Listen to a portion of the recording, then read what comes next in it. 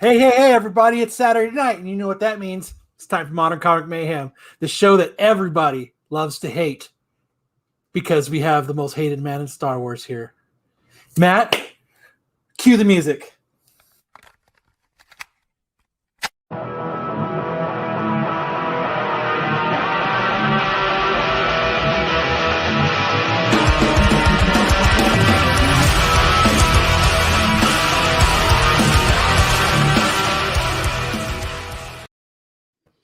Yes. It is Saturday night. You know what that means. It's time for another episode of Modern Comic Mayhem. Like Kyle said, Kyle, Fierce Leader's here with us tonight.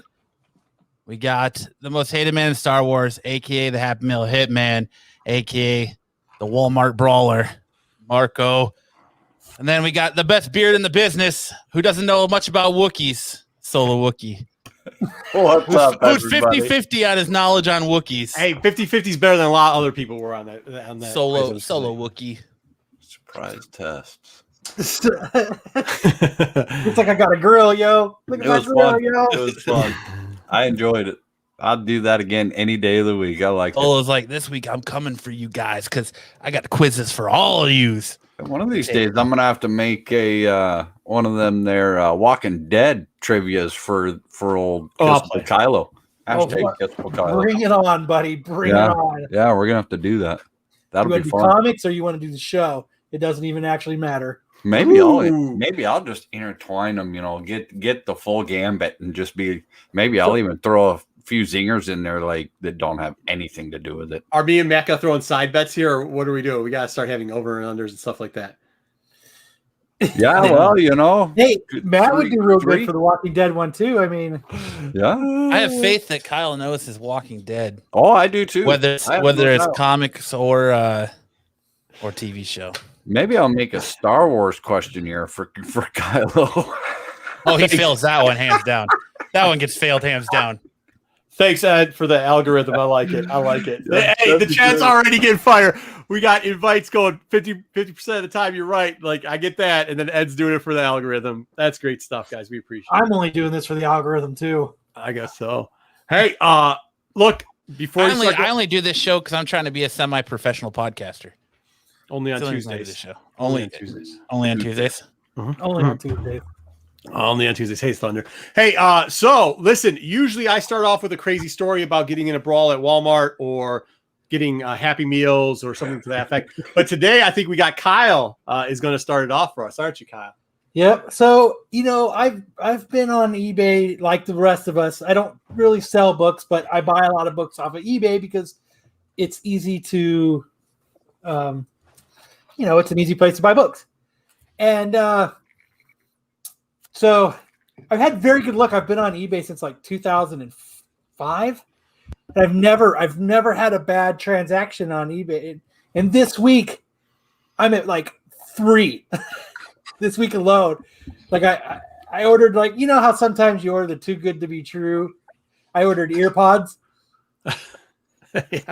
and oh, God forbid, they never shipped. I don't know why. They just never shipped them. But I also ordered a cover A of Stray Dogs.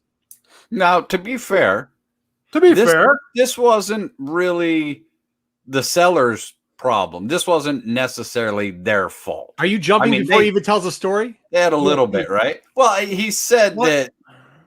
All right. I've never had it. I mean, technically, it's a problem with eBay.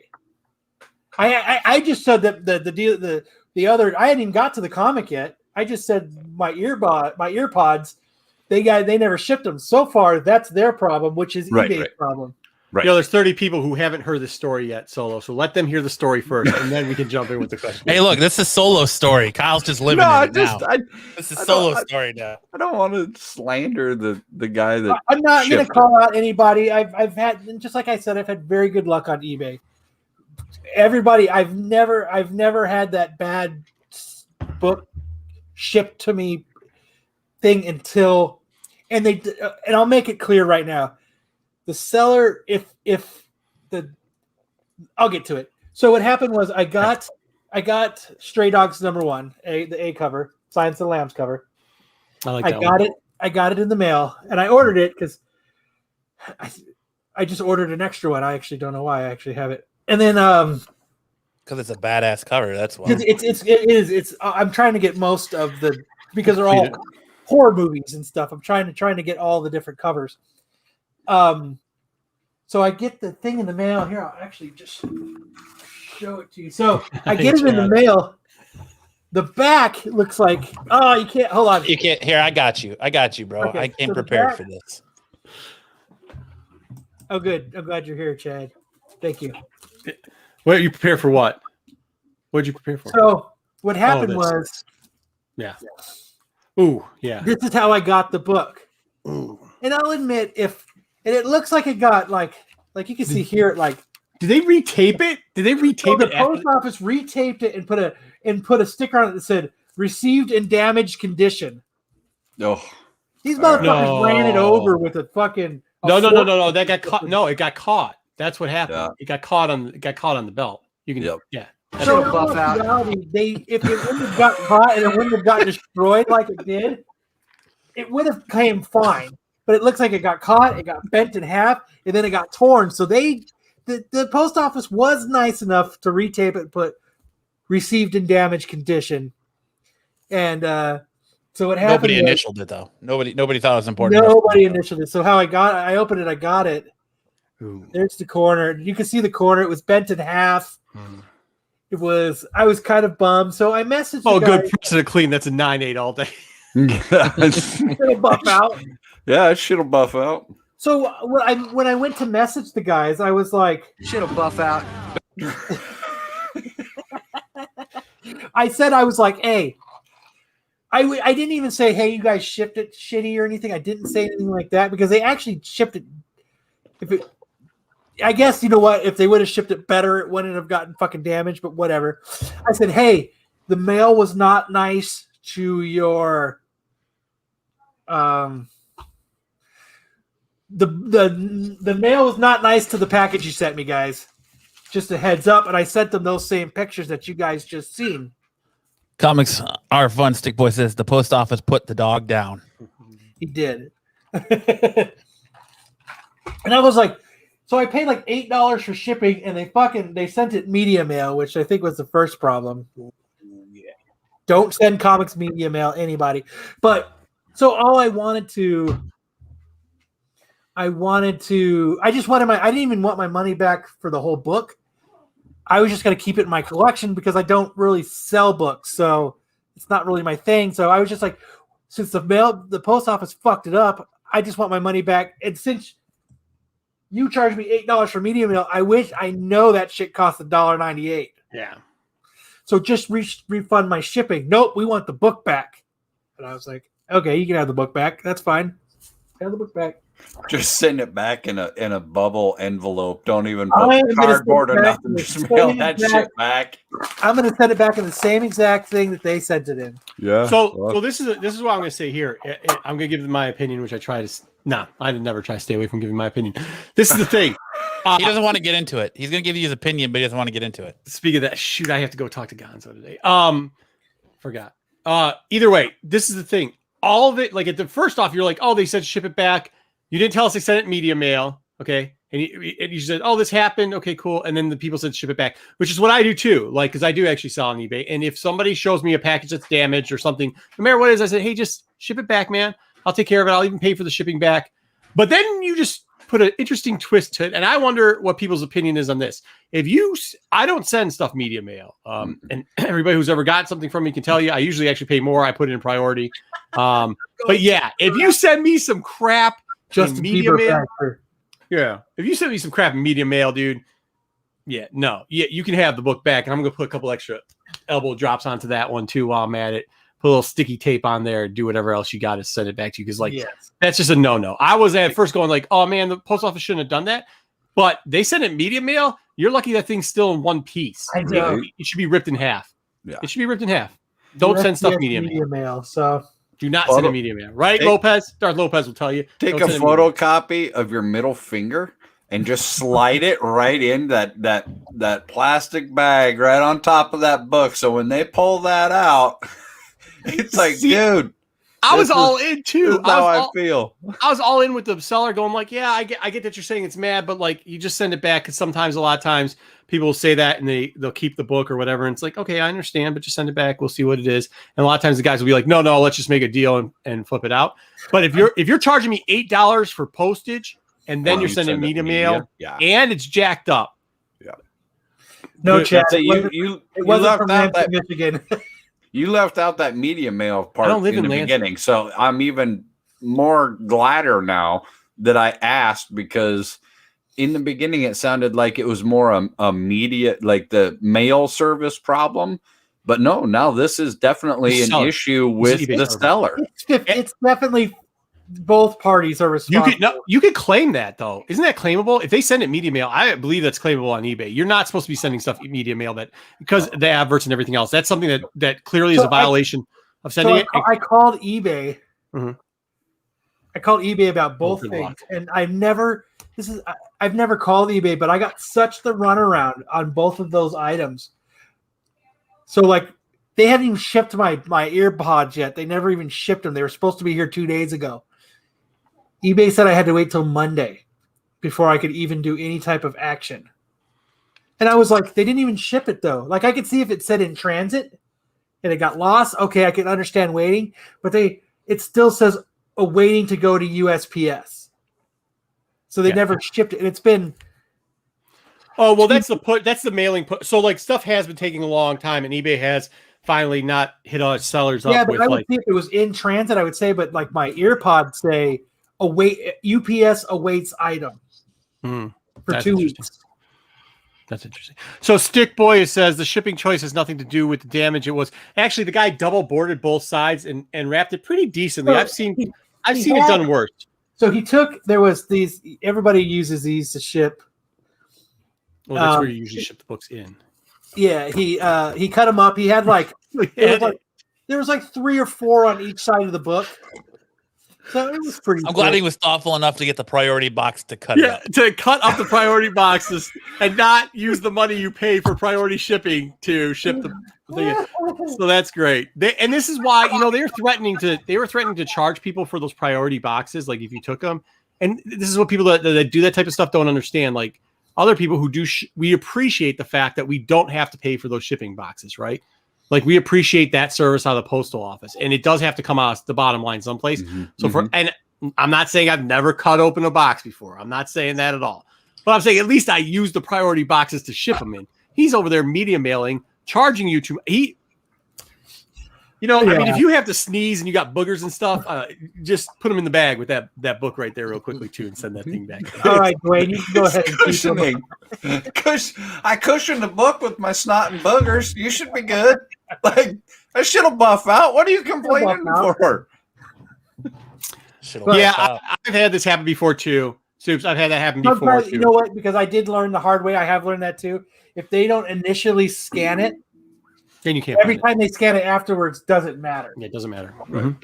So, but on the same note, I got a few good pickups that I think are worth showing off. Real quick. What is a standard?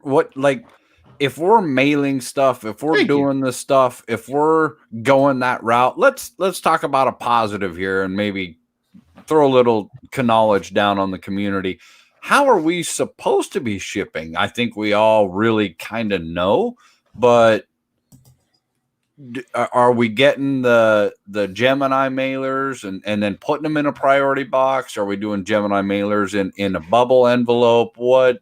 It depends. Like, look, it depends. If it's only a couple books, I'll Gemini it, but I'll use the already used Gemini. Hey, Mel, what's up, dude? I'll already use. I know, and we all do it. And don't say we don't, because I just got a book from my man Rob, who does a lot of foreign stuff, and that Gemini mailer has had to have been mailed to about 4 people. You can count it by how many different tapes are on it. But it just depends. If it's like 1 or 2 books, sure. But a lot of times, if it, we'll group sell stuff, and depending on how the value is of it too, 9.8 medium mail that thing too, or that, which is what we sell a lot on eBay. We sell a lot of slabs because that's where the higher price sells, because we don't take them to shows. So like that stuff, yeah, I'm going to insure it and I'm going to end up sending it in a box. And I've sent you stuff before too, where I've taken it, depending on how much it is and how much I want to keep in shape. I'll take it and put it into a bubble wrap and then put that in the Gemini mailer and then send it out top of the priority. That's what I do too. I always throw in an extra board in there on top of it, where they come together. So, I know. Yeah, did you buy books? You just have a stack of them? Yeah. Yeah, well, I mean, look, I could just reach here and grab one. I mean, I have a package. I mean, that's one tape job right there. That's another different color tape there. We can't show the other side because it's got addresses all over it. But I'm recycling that. Next person that buys 2 books is getting that thing. A stack of books. They're did I send that to you? I have a game this is what I need to mail out to John Z. I need to get his address. John, I know you're not watching. Why not? This is a book I need to mail out to Z. It's books in here. It's got full tabs, and it's double bubble wrapped inside of here on top of this. And I will put this in a priority mailbox, and then I will ship it. We've got 72 people in the show. This is what we should do. No. Yeah, go ahead. Inside your Gemini mailers, put a little notch in it. It's like a marker, so we can see how many times it's been used. This is best invite, and I feel this. I feel this because I was talking about this with one of the partners that I run the eBay stuff in, and he was like, "I think we should order out for a whole box." I was like, "Dude, no, we're recycling. We get so much of this crap in. We are helping the planet one Gemini mailer at a time." Yeah, right. I get so mad when the person uses the packaging tape on it, though. You know how they'll use the packaging tape on the inside, and then you got to cut it, and you're like, "Oh man, come on, dude!" Blue tape, blue tape. Yeah, painter's tape is dope. Oh, that's hilarious. Yes, that is a fingerprint resistant box, and it does say on the inside, packaged by Todd. So, Dwayne, Dennis trying to call us out. Dennis, I don't care. Hey, we're saving the Earth. We're Team Planet right here, dude. We're recycling, brother. We're recycling. But hey, I do. I do. I use a lot of times even though I'm recycling those, I use the new. There's like those envelope things that are just Solo knows what it is. It's just a clear envelope, and then I seal it over of the brand new bubble wrap in the inside. So, but whatever. I have had a complaint, but it wasn't a legit one, and I told them to send it back, and then they're like, "No, we just want money off the book," and I said, "Send it back." And send it back. And I think everybody in the comic community, because we all shop on the Evil Bays, and we all, for scan the other stuff, and every now and then, we get one, and sooner or later, you're just going to get that person that wants to charge you $15 for shipping, and then, like put it in one of those air balloons and like hope that it lands on your porch and it's just in bubble wrap and you get it bent and you get. I mean, I don't mind paying a little extra for good shipping. I really don't. See, that's absolutely. Why. Like I know people knock. Like I buy very rarely. I buy off of eBay.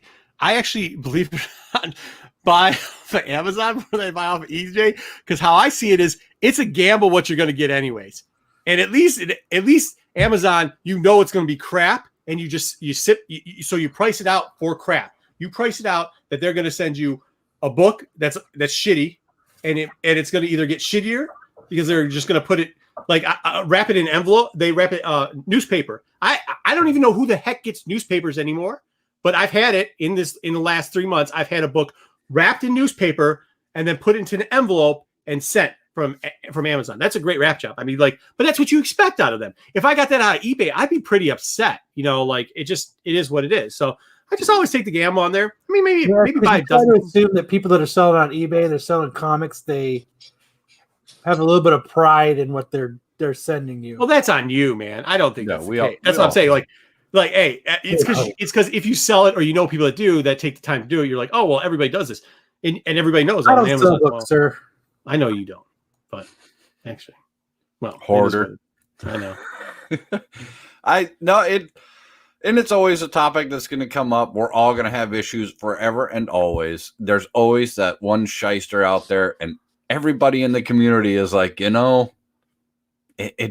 happens. We just really wish it would stop. And that's sad, especially to see that, because I'm looking for that book that Kyle just got too, and I'm leery about. I almost want to pull it up, in hand and purchase it in hand, and this is a good example of why. Marco, you're on mute.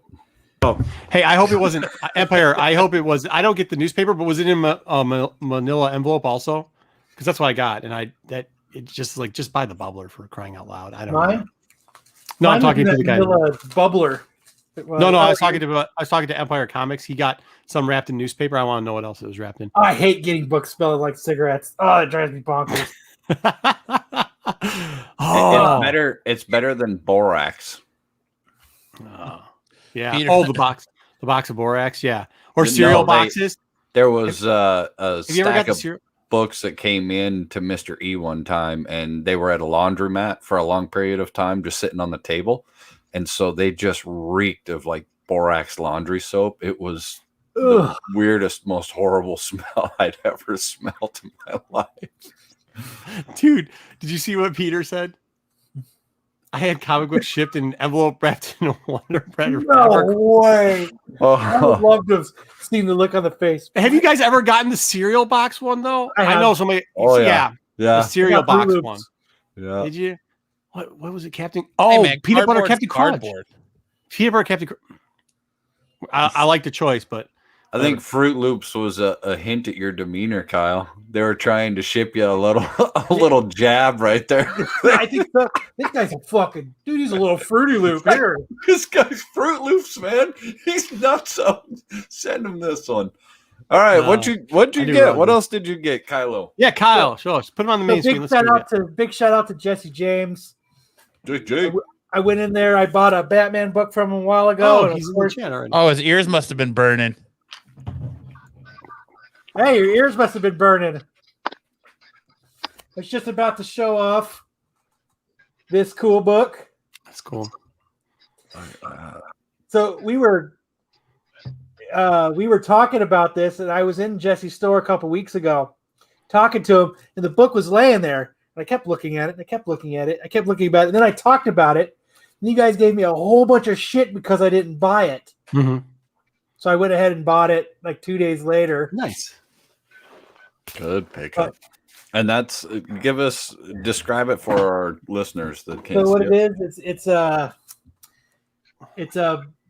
Batman 232, but this is like a Peruvian variant, I think. So it's Batman de Velusion. Good pronunciation. Number 23. And that's the first appearance of Ra's al Ghul, correct? Ra's al Ghul, yeah. Yeah, in the foreign. Damn, that is clean. So, man, I'm jealous. That's a good pickup. So, hey Jesse, how's it going? I am rocking and rolling. I am actually, believe it or not, in the background.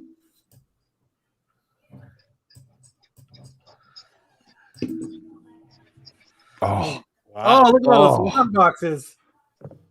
I gotta go, guys. Actually, I was actually invited to a barn, and I thought they were using the figure of speech that was a barn.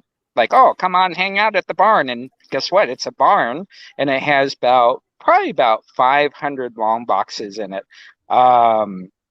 And so they're doing a live IG show right now, and I thought I'd just hang out and see what they're doing, and then come over and hang out with you guys, seeing what's going on. You say they. Can you tell us who they is, or would you rather not? You don't have to. It is Post-War Comics on IG. Okay. And that is Michael Dines and Lance and guys I've known for about the last 11 years in the comic book war rooms, and so very good guys slinging some comics, which is a big thing right now. Live stream is the thing, and so it's kind of cool to see it from the outside in, because I'm used to being the one doing it. So it's a very good experience going on right now. What kind of books they got there? The what? What kind of books do they have there? that there's They are doing all Golden Age and Silver Age right now. In fact, I'm gonna be quiet and I'm just gonna walk over so you can see the board real fast. Okay. Yeah, thanks. This is a good way to keep viewers retained here on our show is by showing great books going up for sale. This is a good idea. Good look idea. at all those boxes. I know, dude. Literally, That's insane. Oh man. Oh, look at that. That is a true crime. Hold on, I'll be right back. I gotta go. Sorry, show's over, folks. We gotta leave. So they're on Post-War Comics. Yeah, Post-War Comics and IG. They're on right now. Slinging Books. They'll then be on for about the next 4 hours.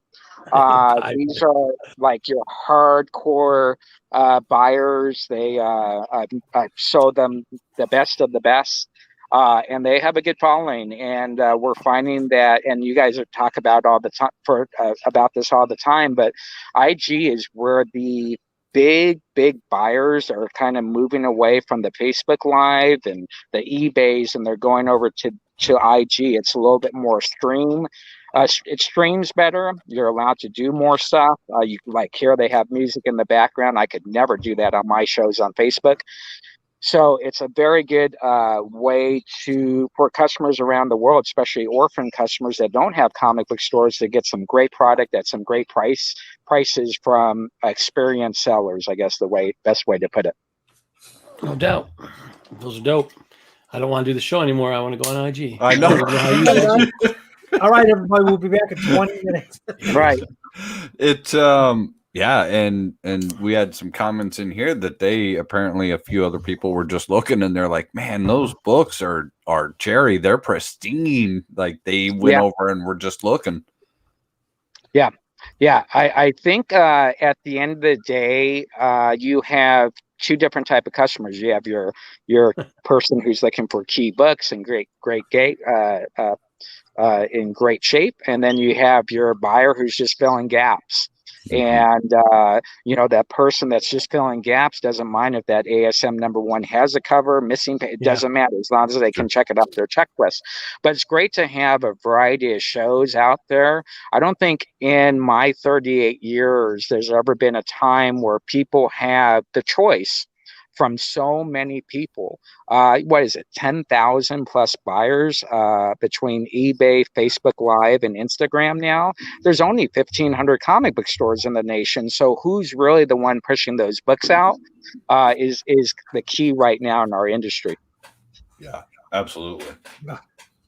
And we're starting to see a lot more of it. I think you're absolutely right on that. We're starting to see more people try new platforms and put more shows on more platforms. Yes, correct.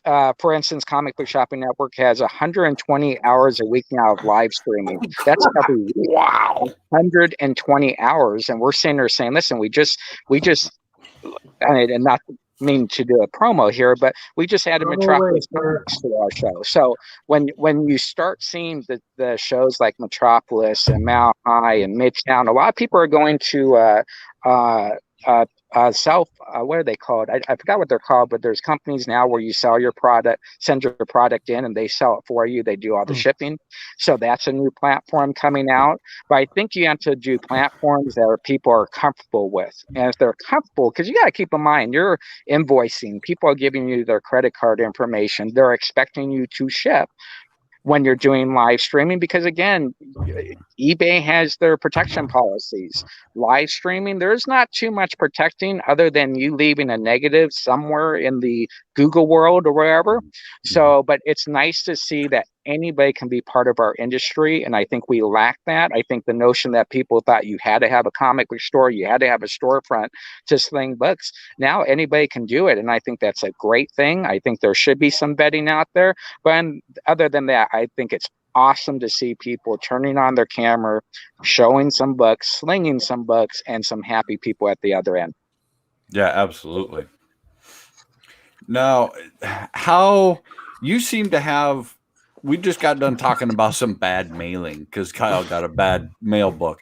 How do you handle that? Because you're one of the better. He handles it by not having shitty packages sent out. How hard is that? Like, how labor intensive is it? Maybe you could talk then versus now, and we've talked about this a little bit before, but I've gotten many packages from you. They always show up good. How did you streamline your system?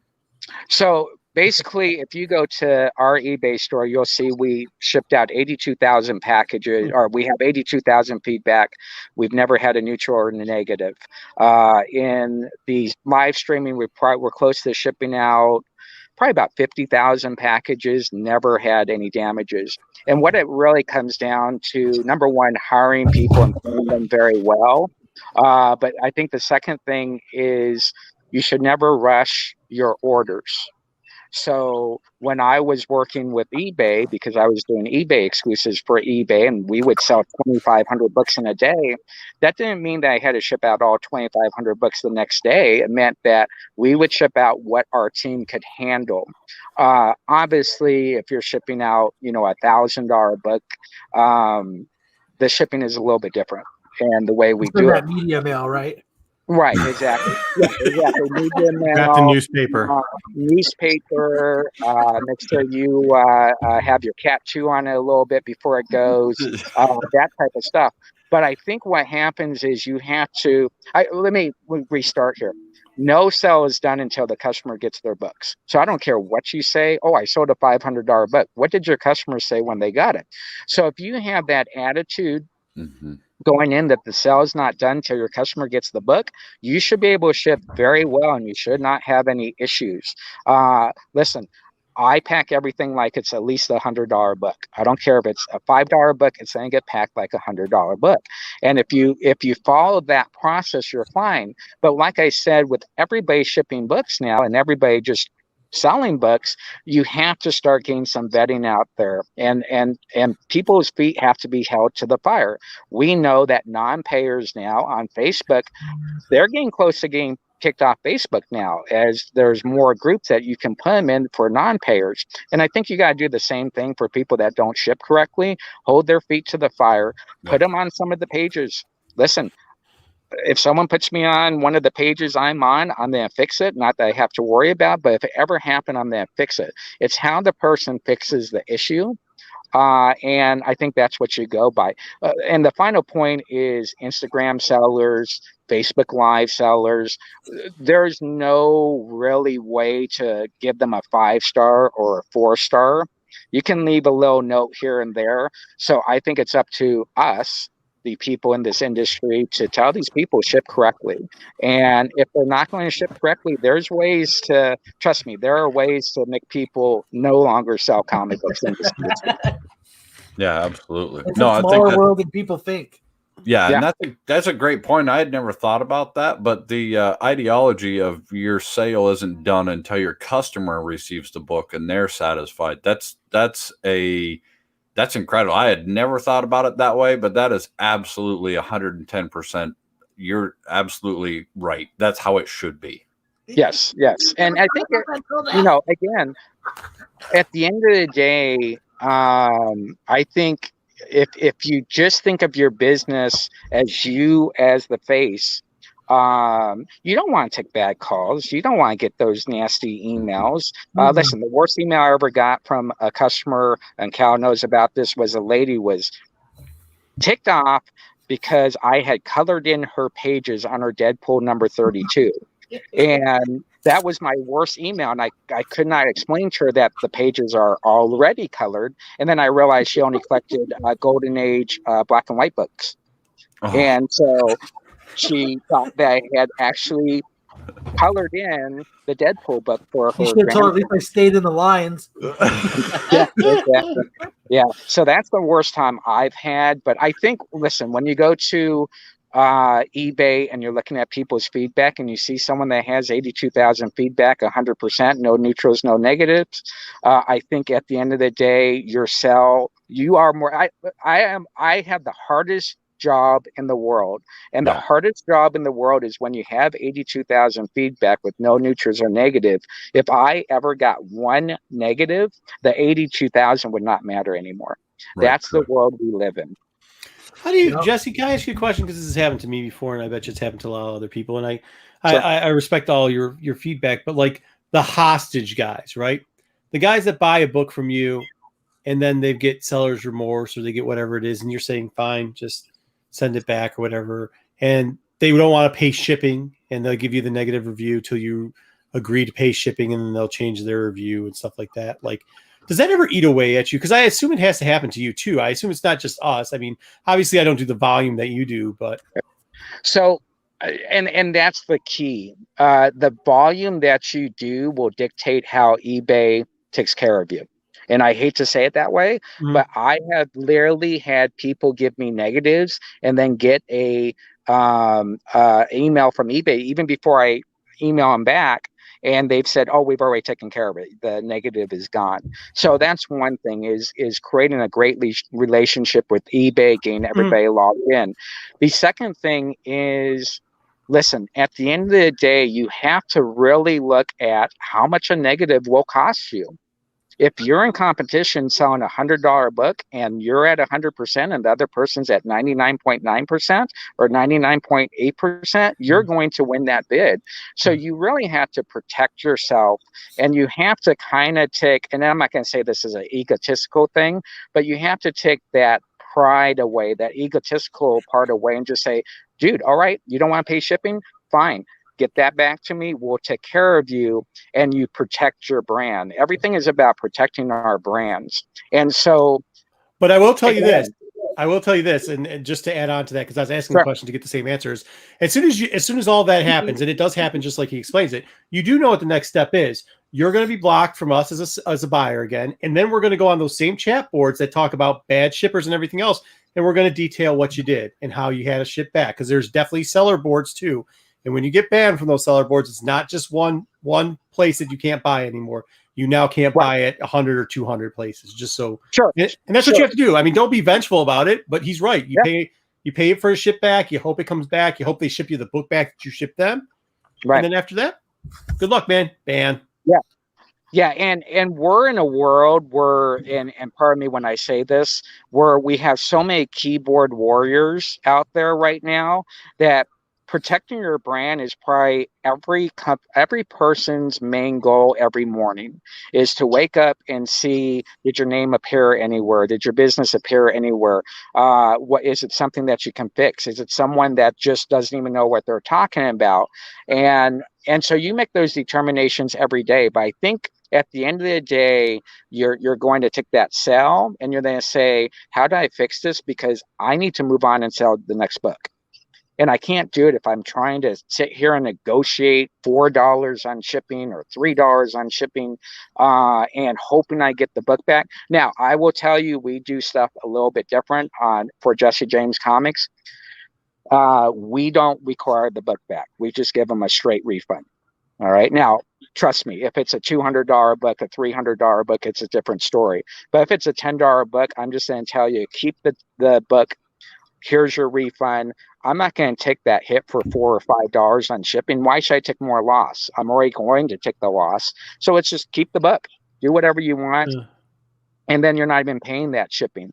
So there's so many ways to do it. But I will tell you, if you take the percentage of your sales versus that customer, it's so small and so minute in your whole history of your company. I'm going on 12 years, 38 years collecting, and I know everybody that I've ever bought from. If I've ever had an issue, they've fixed it. Boom, I'm buying more books from them. Anything I can do to not make it difficult for someone to put it back into a box and reship from USPS and wait for me to get it so I can give it, that's too much work. And so as you do more volume, you will see that those things are easily fixed by doing what the customer asks, move out of Dodge, and sell the next book. No. Yeah, I mean, I think the last book was the $310 book that happened to. And, eventually it was just like, hey, listen, don't give us a negative thing. Just take that down. I'll pay the shipping back. And then after that, I mean, it was, well, he also slammed something on the book too. And then it was like, well, you didn't know. We had 18 pictures, and we have 100% feedback. So I don't care. That you're exactly what you said is what we kind of live by too, is I don't care. At the end of the day, I come to here and we talk about it. We show the mailers and everything else. but I don't care what your problem is. Like, yeah, I'm going to ask for the book back. And then if you're like, well, you give me a negative, don't give me a negative. I'll pay for it. I'll pay the $8 to get $300 book back, and then I'll just relist it, man. I don't care. Right. I don't care about that. But you're going to get banned. You will get banned. I will tell you that. I mean, yeah, exactly. And you'll get banned, and that's great. And you do that after everything's done, and they can't touch you on feedback. But I will tell you one simple thing, and this is for anybody selling on eBay or messaging. Your messaging is going to either save you or it's going to bury you. So take that personal hardcore part out and just relax, take care of it. I've had people bury themselves and, oh, well, I'm going to give you a negative. The second someone tells you they're going to give you a negative, if you don't do anything, eBay will side with you right off the bat. I don't force people to say that to me, obviously, but that's one of the things that you want to know, that if they coerce you and they say, I'm going to give you a negative if you don't fix this, you call eBay, boom, it's done. You don't have to go forward with it. So where do you like selling more? You like selling more on Facebook now, though, right? That's where it's at. Listen, I think as a business owner, you got to sell everywhere. And I think we do great on eBay when we're doing big box stuff. So if it's something I have 20 of or 30 of or trades, I think that's where we really concentrate on eBay for. And I think as far as Facebook goes, that's when I'm able to buy a collection, turn on my camera and go and be very fluid, get triple my money, quadruple my money, get people some great product at a great price. So I think even at the end of the day, we'll be looking at Instagram after watching these guys and listening to you guys for the last 6-8 months talk about it. You're looking for every platform you can sell one book on. And if you can sell one more book a day on each platform, I think you're golden. You should never put yourself in a position to take away from your team. And if I took away eBay from my team, that means they're not shipping stuff. That means they're going to get less hours. So I'm going to hit every platform I can get. I've seen your team, and they are efficient. They're actually a little bit too efficient. So I'm trying to get them to relax a little and play music while they're packing and, put a movie on in the background. that type of walked me back there before, and I've watched it, and it's like, they're like, and it's like, ping, bang, and they're just sitting there, and they're like in this packing zone, which is awesome. And it's perfect, and it looks great. And it was just, I would love to go back there and just go, hey, guys, busy. And the great thing about them is in a week, they ship out 4,000 to 5,000 comics a week. And you don't want to break their rhythm, but you also want them to celebrate and know that, listen, you just packed that book for 300 books are going to Hawaii, celebrate that win. And so you really, listen, the backbone of any live streaming show is your shipping team. I can get up and sell anything. You give me a rubber band, I'm going to sell it for $10. I'm going to find a way to sell it to you for $10. But my shipping team needs to get it to you so you can find out why you just spent $10 on a rubber band. Yep, you're 100% correct. Yep. Do you think it would behoove the community to have some sort of Did you just say behoove? Yeah, behoove. I know.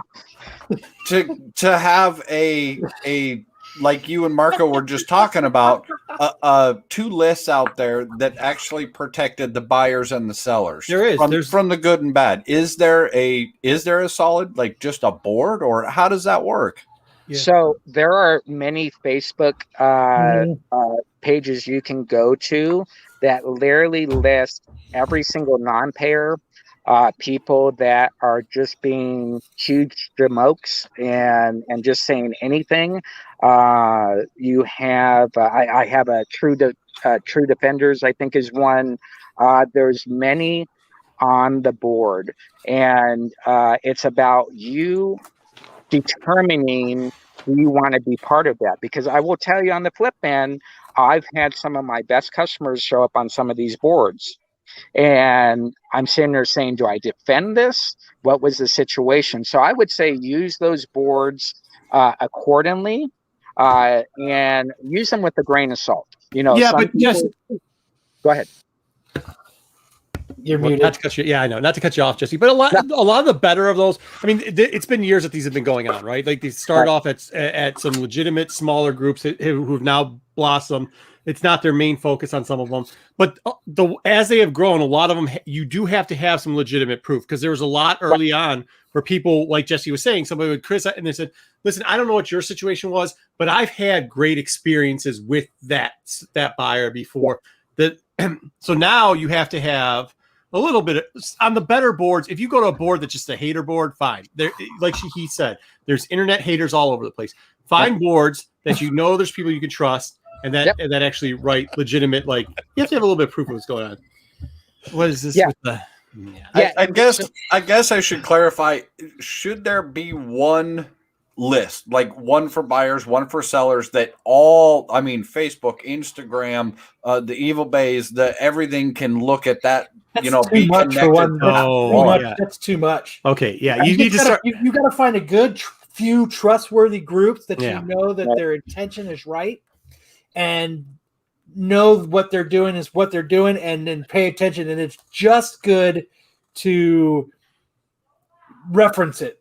Don't like Jesse said, don't take it to heart, take it with a grain of salt, but it's a great tool to have in your toolbox. And this is the thing too. And Jesse, I think you'll notice this also is like, you'll see a rotation, right? Like, so you'll see these bad buyers or sellers, they'll come in for a little bit, they'll hit up and then you'll never see them again. Once they start hitting some of the better boards, you won't see them again, but the lists are expansive. So like even some of the best lists, there's like thousands of people on it, but there's posts from like 9 years ago. Like when those people are irrelevant now. They either opened up a different account or like they got out of it. They got shooed out of it. Like Jesse said, you'll be out of this business real quick.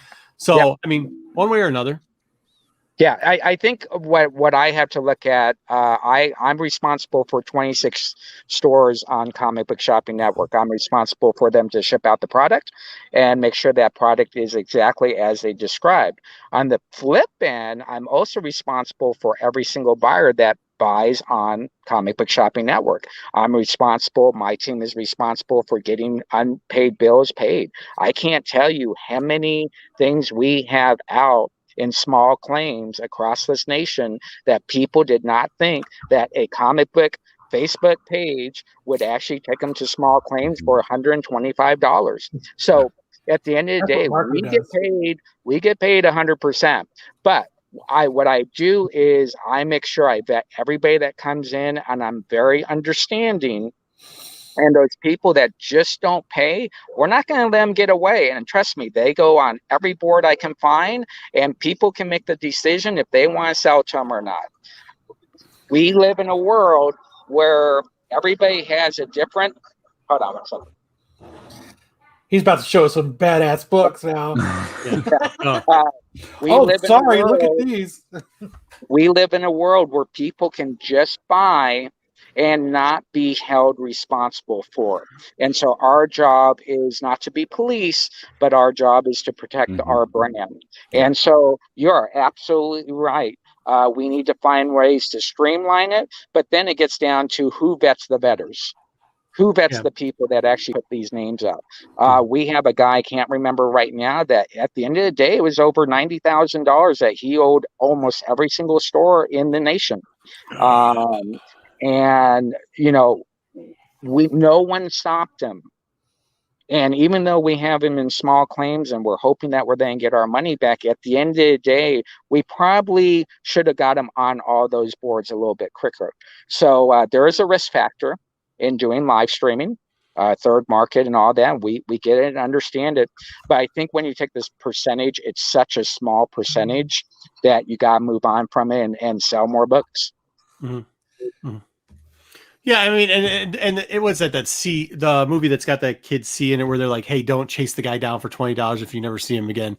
Like that's one point. Like, once you start getting to the 100, once you start getting into a couple $100 in small claims might be worth it too. But under eBay, most of that stuff is kind of taken care of if you send the right email out. Real quick, and Margaret, it really depends. Real quick, Jesse. Just real fast. It really depends on the show and why that money is needed. We have people that they're expecting this big sale to come in because it's paying their rent, and so sometimes we have to be a little bit quicker on the draw. But anyways, that was my point on that. So hey, your boy Your boy down there, Dennis, is saying Bronx Tales. That was the name of the thing, and he says hi to you, by the way. Remember, everybody, we have a secret drinking game that we play. Here's the icon. We're going to leave it up for a couple minutes so that everybody can cue in. We've got some pretty. You missed a bunch of words already. Yeah, but if you got something, a soda, a smoke, a drink, a beer, the keywords. Let's all chip in and play and make it worth doing. And if you guys got any suggestions or updates, my Instagram tag is in the drinking game rules. So go ahead and hit me up. And back to Jesse. He's going to show off some books real quick. Yep. Hey Jesse, did you ever sell that salesman's sample for that Superman? So here's the funny part. Because I told somebody down there to get me in touch with you, and then he said it's been shipped out someplace. So I'm not. Yeah, so I have it at the store because Heritage wants to sell it. And the second Heritage asked if they could sell it for them, I decided to keep it. So whenever someone reaches out to me, without me reaching out to them, I always have that moment where I say, whoa. So I still do have it. It is looking for a great home. And so if you want to send that person to me, absolutely. That person's right here, so we'll talk about it later. Okay, yeah, we'll talk about it. Yeah, we'll hook you up on that. I think it's a great thing, and everything's about culture, everything's about tradition, and I think in the comic book world, we need to hold strong to that. I'll give you a prime example. A kid today came in. He went to my dollar boxes, and he only had $2 on him, so he brought 2 classic X-Men up. And one of the classic X-Men was actually missing the whole bottom cover, which I don't even know how it got in the box. And it made me remember why we collect comics, because to that kid didn't care about missing half the front page on the cover. It was about, oh my gosh, I get to read this X-Men book. And so we need to be great gatekeepers to the comic book industry. Your show I talked to Cal about this today. Your show really brings a lot of people around the world that don't have comic book stores to walk in to talk to the store owners. This brings them all together. So I think that's a good point, a good lesson to learn. That's cool, man. Thanks. Yeah, no, I mean, that's definitely, that's what, if you ever watch, because we talked about that book on here, and we talked, I was just gushing over it because of what it means historically and everything like that. Like, it's just so cool for that salesman sample. And then you're right, man. Like, the guy wants to read the books, it's comic karma. We talk about it all the time. Right. You got to hook people up every once in a while. Because if you don't, you're never going to get them going on it. Right. And everybody, I think you probably before have had that happen to you, and we've had it before happen to us too. So sure. Exactly. Well, my goal every day, I'm going to let you go on this because I got to get back to this function going on. But my goal every day. My goal every day is to give great comic book therapy to everybody in the comic book industry, my peers, my friends, and every comic book customer that I'm able to talk and act with, either on a purchase or on social media or what we're doing right now. And that's my goal every day. And I end my night looking back on and making sure that I made one more customer happy with a great comic book in their hand. It's a great honor being with you guys tonight. Thank you very much for giving me the time. Oh, we appreciate it. Anytime. Always good, brother. All right. Always have carte blanche on this show. Later, dude. Talk to you, brother. So as it gets back. Whoa, why'd my fat head get put in the middle there? There we go. So I got the last. So what was it, German? Did we get Rob? Are you still in here? Hold on. Foreign expert. Let me get back. Hit him up. Let me get the green screen away again. So yes, I apologize, everybody. I don't know my languages, so I actually don't know. Don't worry, the Star Wars click got you, dude. We already taken. Yeah, so if you guys know, here, I don't know if it's German, it's a different language. I don't know, but I got this from Jesse. If I know somebody in the chat earlier mentioned that it might be a German variant. One of the members of the Star Wars click, Stick Boy. I guess Boy. It's not a German variant. I guess it's just a German version. But I guess to us it's a German variant, so that's pretty cool. If everybody, yes, Swedish. Rob said Swedish. It's German, so who said it? Rob. Rob said it was German. So the other, Yeah, so whatever you guys, it's just a cool pickup. I'm gonna throw out Norwegian. Someone's just throwing out. No. If Rob says it's German, it's German. Rob, Yeah, I mean, because he's one of the forefronts on it. So. I'm blaming Rob partly for me even buying this because he gets all those Wonder Woman books, the first Nubias, and I know he hit me up. And whenever people hit me up with stuff that I really want, it's always that week where I can't buy things. But I got a couple other books from Jesse as well. So if you ever come across any of the other ones, Rob, let me know, and hopefully it'll be on a better week. But I just thought these were cool. I thought this one was really cool that I picked up. I just thought it was cool. I'm a Ninja Turtles fan. I just thought it was cool, but it's Ninja Turtles 38. Oh my god! So I just thought it was a cool cover. So when I was sitting there and I was talking to Jesse and I was asking him, "Hey, will you come on the show? What are you doing? I haven't talked to you in a few weeks." I was kind of catching up with him. This is behind me, like right here, and I kept going. And I kept looking at it, and I was like, fuck it. Can I just get that book? And then I kept eyeballing this book. This Symbiote Spider-Man #1. I thought that was a really cool cover, Midtown Comics variant. I thought this was pretty cool. We got 95 people in the chat right now. We get this to 105. I'll give it away to somebody, and I'll even put it in a Gemini mailer. You mean get back to 105? We had 105 with Jesse was on, so you better call him to get us back up to 105. Yeah. He'll even put it in a snot bubble mailer for you. We'll have to think of a cool little. I'm not even gonna think of a cool giveaway. I'm gonna do. You know what? We got 100 people. Pick a number between 1 and 100. Oh, now I got 94. 32. Everyone left. Well, it doesn't matter. Pick a number. All the people that are in here right now, if you want to be in the book, pick a number between 1 and 100. I'll give it a couple minutes, and then I'll cut it off, and then I'll actually give the book away. I'll give this, and then just message the Modern Comic Mayhem Instagram to whoever wins, and I'll ship it out to you on Monday. Speaking of that, 96 people in chat. Shout out to the best chat on this channel, hands down, is here every Saturday night. I see some regulars, see some new faces. Thank you, Ryan. Guys, if you guys are having a great time tonight, make sure to hit that like button. And if you're not subscribed to this channel, what are you doing with your life? Subscribe so you can get all that new comic book knowledge dropped in your lap the moment it goes live. Because T-Bone. Hold on. T-Bone. First number, dude. Yeah, everybody first number. Just dropping funny numbers in there. All right, go ahead. Sorry about cutting off the promo. No, just say it. If you have a good time, hit that like button. If you haven't subscribed yet, too, is if the number, the first person that I see in the chat, you're giving that number wins. Yeah. So we'll let it go for a couple more. Dang, Andrew, he wants to win. He just won last night. He wants to win again. I hope you win, dude. So.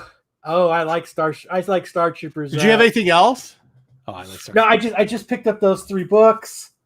It was just those 3 books that I had picked up. I just thought they were cool. It's fun you bring up.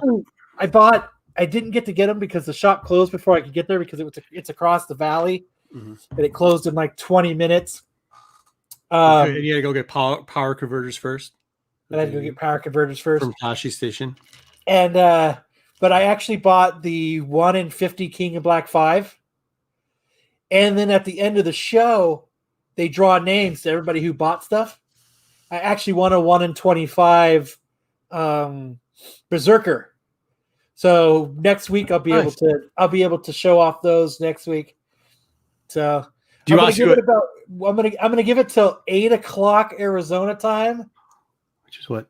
1 more minute. Hey, do you want to see what Rob sent me? Because I almost showed it, but I didn't show it yet. You want to see what Rob sent me? A box.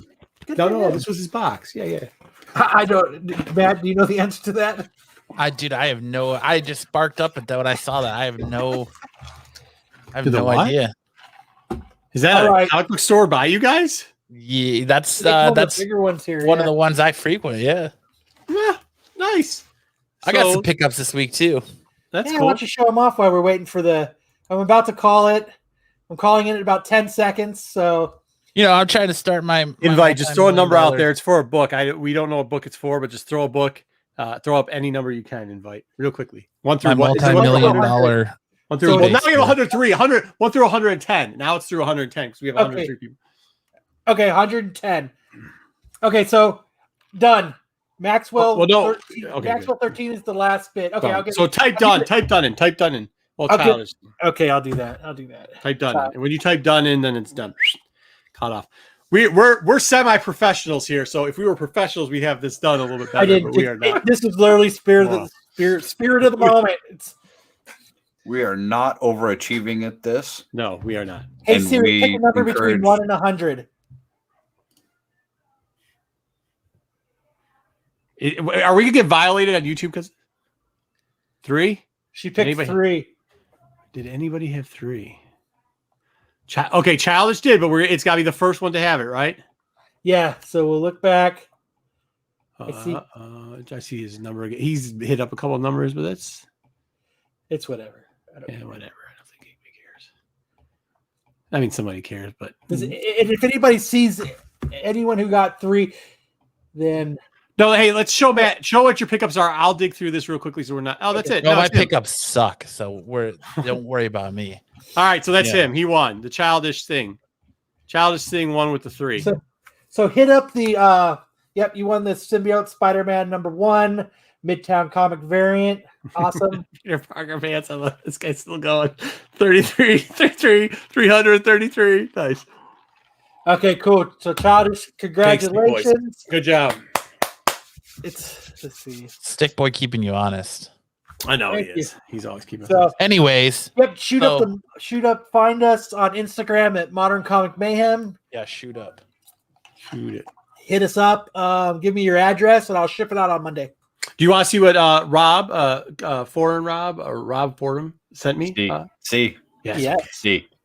No, Matt, go ahead. I actually. No, I'm done. I'm not trying to show my Well, I pickups said it like anymore. an hour No, ago. I'm done. I actually I'm showed done. the box. I've I'm had this done. box next to me. I had a Jesse came in. There's a whole. I don't. It's all right. You go. Just No, go, I got my Marco. own You're show. more I'm gonna do it on important. my own show. Everyone's here for Marco. Go, All Marco. right, on my own wait. show. All right, wait. Pick a number. Semi-professional cast would Rochambeau this shit out. All right, so let's Somebody's Rochambeau. getting kicked in the nuts. All right, let's go. Nobody cares about my stupid Star Wars books, anyways. So I just do. go. I care. Go. Go ahead. No, Go ahead. It's they're one garbage. book. I have one book. I got one book. You got like You 4. show your one book. Go ahead. All right. I actually haven't opened it yet, so I hope it's in good condition.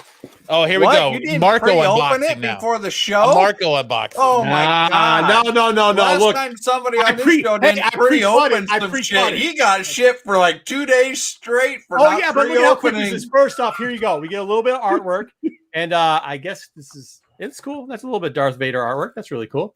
Yes, Gonzo. Everyone is here for Marco. He is the king. Gonzo's of so comics. mad because I haven't responded back to him. Gonzo, He is the king of comics, the man that everybody loves to hate. He does the yes, proclaim- Walmart, whatever. Gonzo, he was going to tell us why he didn't respond back to you, but he doesn't want to get into it. I did not want to get into it, but I'm going with the Everybody new take Red their- Line Clone Trooper. And if you need one, I'll send one to you so you can add it. Okay, that's what I'm going with. That is my answer. Dennis, you are welcome. I'm glad it made it there a-okay and very good. That's cool as shit. All right, there you go. So I've been trying to get this book for a while, and it fell through a couple times already. And of course, Rob was the only one to get it for me. Rob, I do appreciate it. It came great. Thank you very much. And he gave me a deal. Thanks, Thank you. Lopez. I appreciate it. Hey.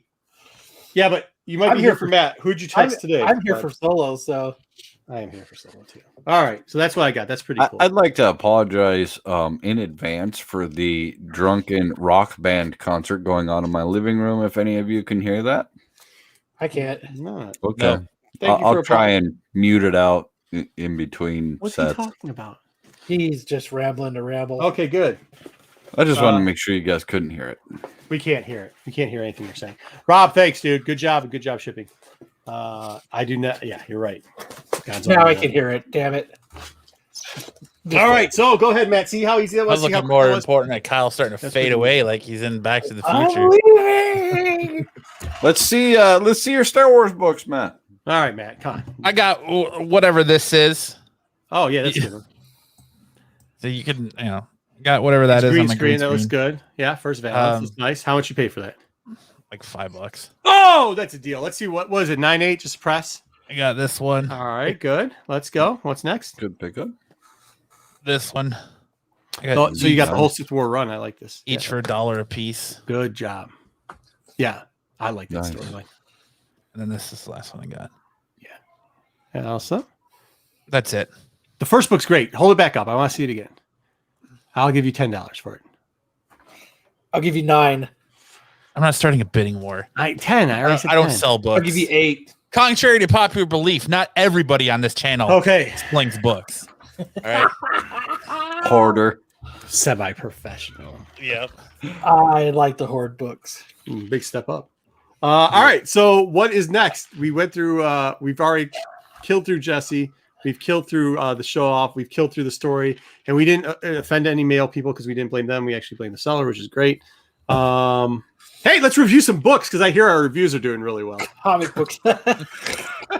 It's comic book time.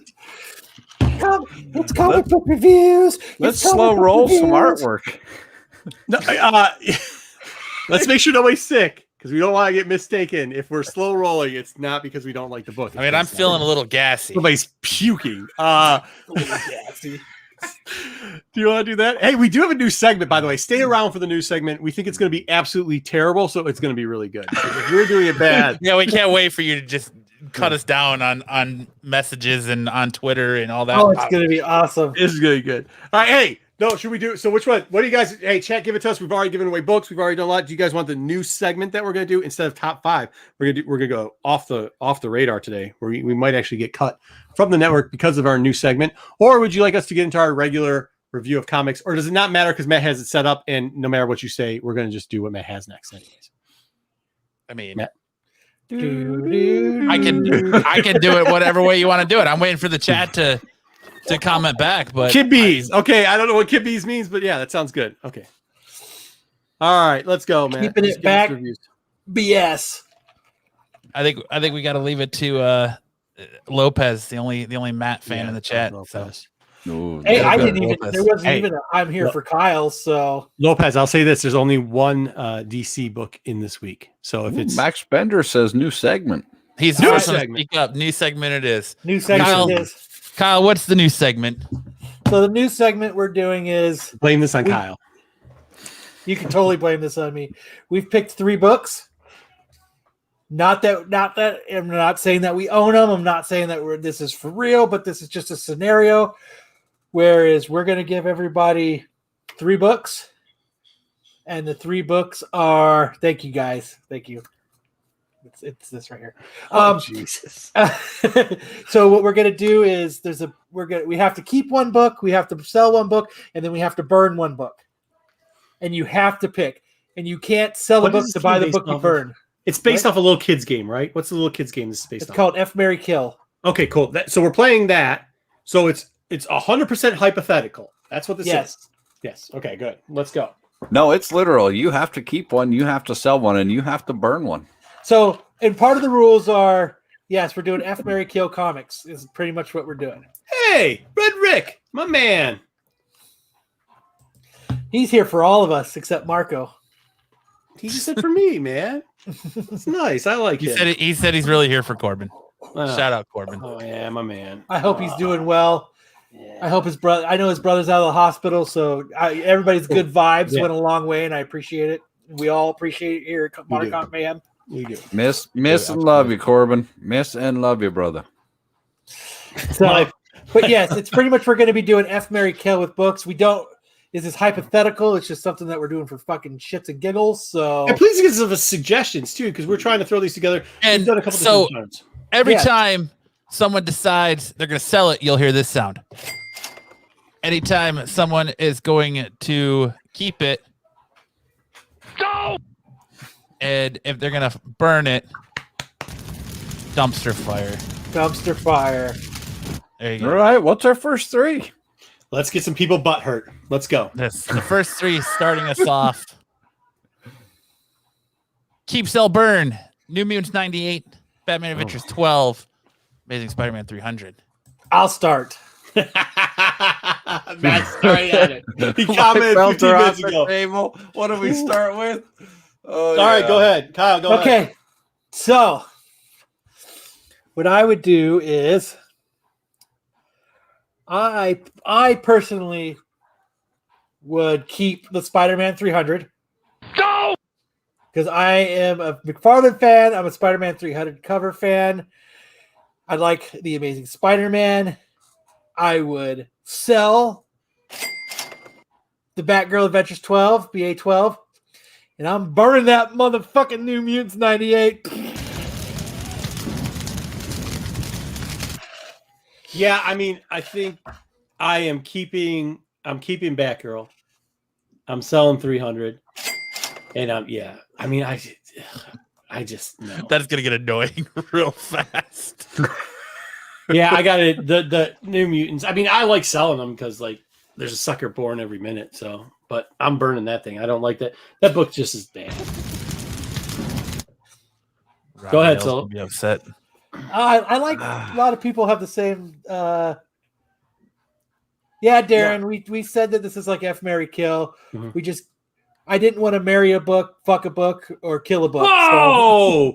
And we're gonna get killed. All right. Yeah. I mean, I don't want to. I don't want to beep the book. Little late on that Batgirl, beat there, Matt. Just a little. Just a little late on that. I'm keeping Batgirl, selling 300, and then Mutants is getting the burn. All right, go ahead, Solo. All right, so New Mutants I've never cared about, so burn that one. I'm torn. Honestly, I think I'm gonna sell the Batgirl and I'm gonna keep the ASM 300 because I don't have an ASM 300. I need one. And because you like McFarlane, dude, you wrote a love story about the fingerprints on a box to McFarlane already. Okay. Yeah, if you didn't choose to keep the 300, Don't act like it was a hard decision. Beside that, I'm still trying to make an ASM run, so it's a kind of a key book if you're gonna make the run. But whoa, stick boys! I do like the Batgirl Adventures. Can I keep two? No, you can't keep two. I like turtles. No, you can't keep two. All right. Is there a delay? Hold on, let me turn off my green screen. That's how it's gonna have to go is burn, sell, and keep right No, there. they're saying give order. you a 5-minute delay, Kyle, because you're swearing. Oh, okay, good. Kyle's had a bit to drink tonight, folks. So play the game. There's a Qbert or something. I'm drinking that Qbert? 92 What the hell's a Qbert? Whatever the thing is. All right, QR code. Matt, you're up. Go. I'm keeping ASM 300, selling Batgirl, and burning New Mutants. Is there anybody in fucking Arizona that doesn't keep a McFarlane book? Or Do you not already have Dude, we all law. signed an agreement. Yeah, it's on the drive. Like to get your driver's license, you have to sign that you will There's Bob at least on have it. one Bob McFarlane book in your possession. Bob. Yes, Jedi. Breaking rules since the 60s. All right. What's next? What's our next roundup? Next books: Action Comics #1, Detective Comics #1, or Amazing Fantasy 15. Actually, that's Detective Comics 27, sir. Or sorry, 27. You're right. Fuck me in the neck. This one's kind of tough. I've only had one of these books, and I sold it, and I wish I wouldn't have. But if Which I book could, did you have? the 15. But it was really low grade. Who cares? Yeah. Well, I sold it though, which is a kick in the nuts. But I would keep Action 1. I would keep Action 1. I'd keep You disappoint me. I would sell 15 again.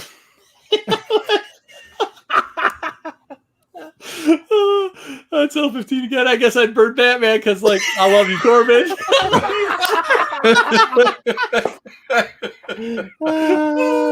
Just kidding.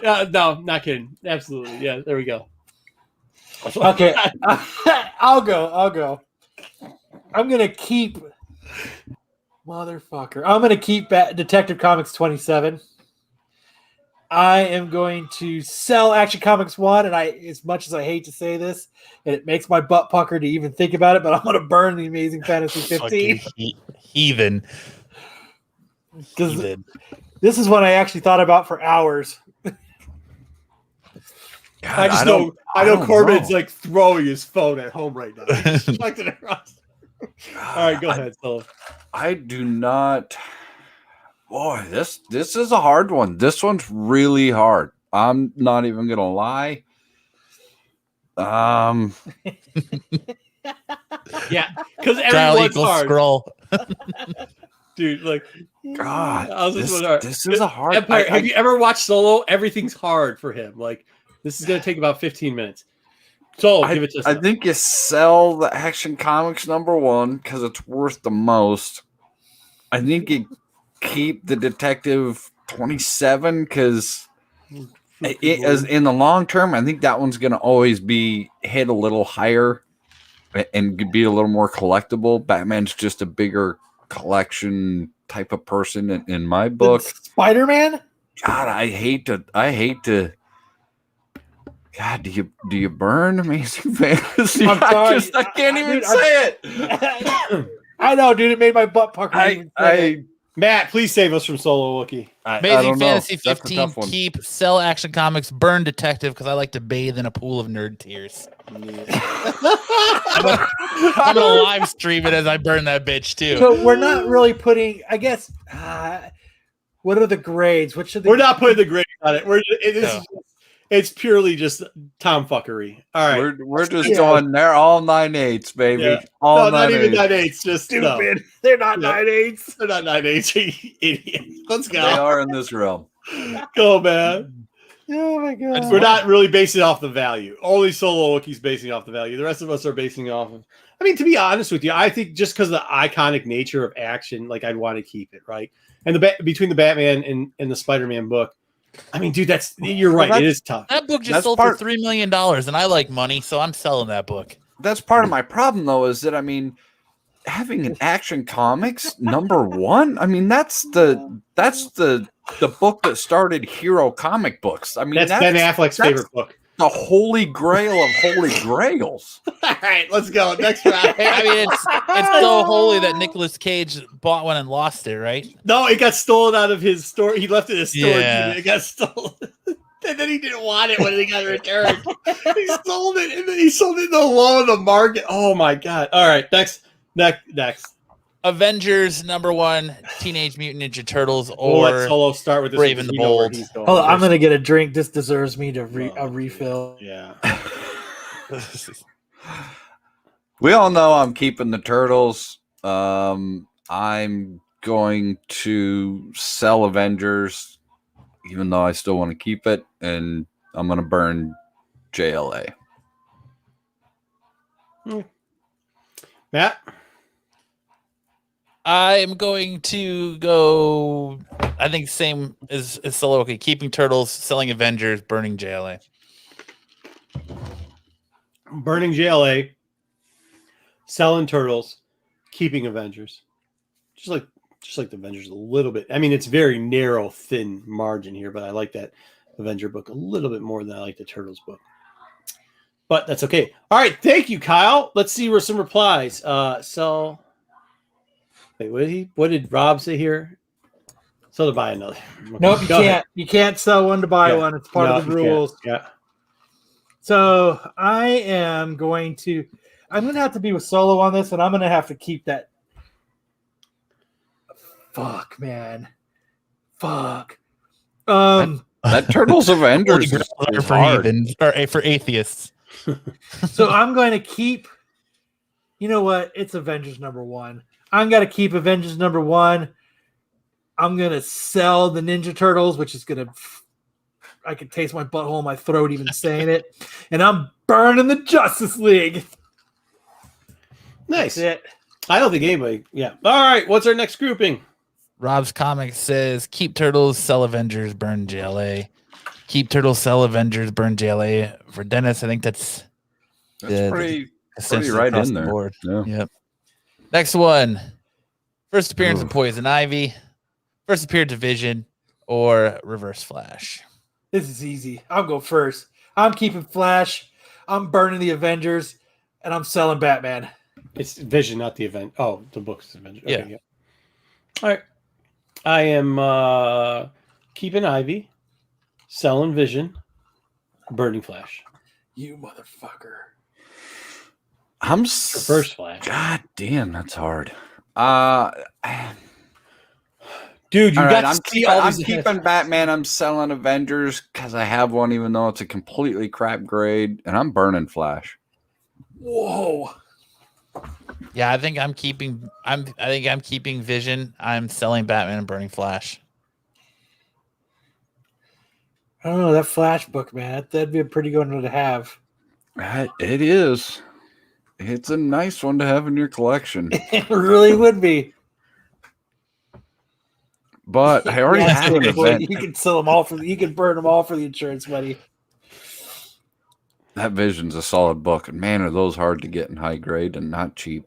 Yes, you are correct. Right along with that Ivy too, though. I mean, that Ivy's pretty darn iconic. Getting that poster that's in it. Poster. Yeah. Yep. So All right. What's next? Next All right. one, we got Amazing Spider-Man 2, Amazing Spider-Man 3, and Amazing Spider-Man 6. First Vulture, first Doc Ock, first Lizard. I'll go because this was my thing. So I would keep Lizard because I really dig that. I've had this book a couple times. I really dig that cover. Like it pains me every time. And then Doc, I would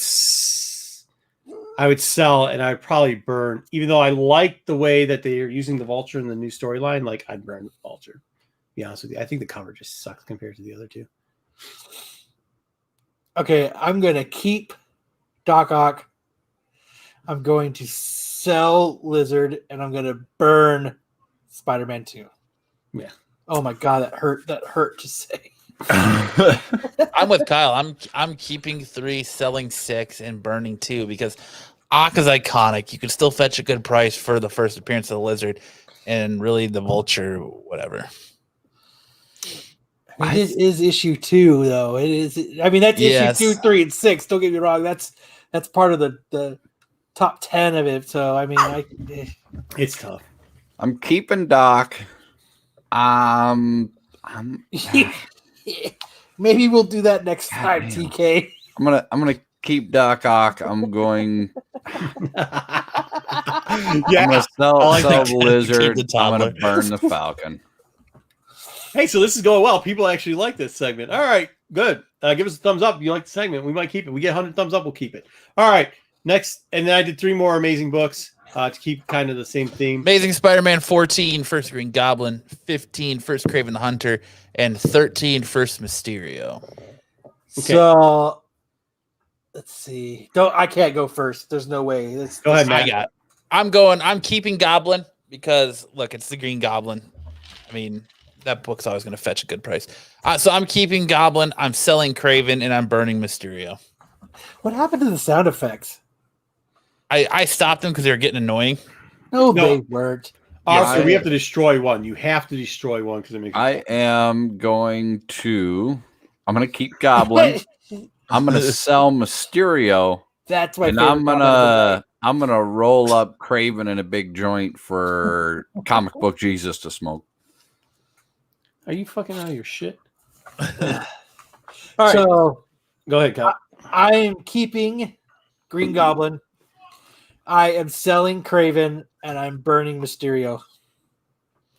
I'm keeping. This is another one that I hate this because I like this book and I sold it because I thought the market was gonna pop. And the last Kraven I had, I'm keeping Kraven, selling Goblin, and yeah, this isn't even the best Mysterio cover. I mean, the next one's better. I mean, it really is. So yeah, you can get rid of Mysterio on this one. You can let that one go. God's going to keep Milwaukee, sell Kyle, and burn. That means kill Matt. No, I'm just joking. Yeah. Appreciate it, Gonzo. Our next one, X-Men 4, Walking Dead #1, and Batman 232. Who did go first, though? Jeez, this one's hard. All right. This is not hard. I'm keeping Batman. I am selling the Dead, and I'm burning the X-Men. Somebody better do it before I do it. I'm keeping 4. I'm gonna. You know what? I hate this. I hate to. I'm keeping X-Men 4. I'm selling. I'm gonna sell Batman. I'm burning the Walking Dead. What? As a Walking Dead fan, a huge Walking Dead fan. Wow. I didn't see that one coming. Me either. Me either. Keeping X-Men, selling Dead, using Ghoul as toilet paper. Buy, sell, or wipe ass with. I'm keeping 4, selling Walking Dead, and I'm burning Batman. Yep, there we go. All right, that was cool. That's good. We got one more. We're done. That's it. Oh, cool. Was, Speaking, I just saw him in here. Let's do it. Let's talk about hard. It. Yeah, that was good. I won't joke. There was some. The only reason I say, yeah, sell out. You're a sellout, dude. I know. I was gonna. I was gonna try to back it up and say, well, I've got Batman 232 and X and Walking Dead 1, so that's why. But I'm not even gonna try to back it. That's what I would do. Can we talk about it? Matt, are you still there? Eric was in here earlier. Yeah, there's a friend of the show. There's a friend of the channel. Yes. There's a friend of even Mel's show. Just the whole community as a whole. His name's Eric, and I almost let it go too early on one of my shows, but we like to. He actually has created some art for a comic book that's upcoming, and I think everybody in this community that knows him, or he's done thumbnails for us. He's done thumbnails for some of the other shows, Maximus's show, a couple other shows. He does a lot of work for Mel too. He actually has got a cover coming out. Can we show it to everybody, Matt? What's Gonzo saying? He said he's gonna burn Kyle. Oh, nice. Can we show the cover? So Eric's got this cover coming out.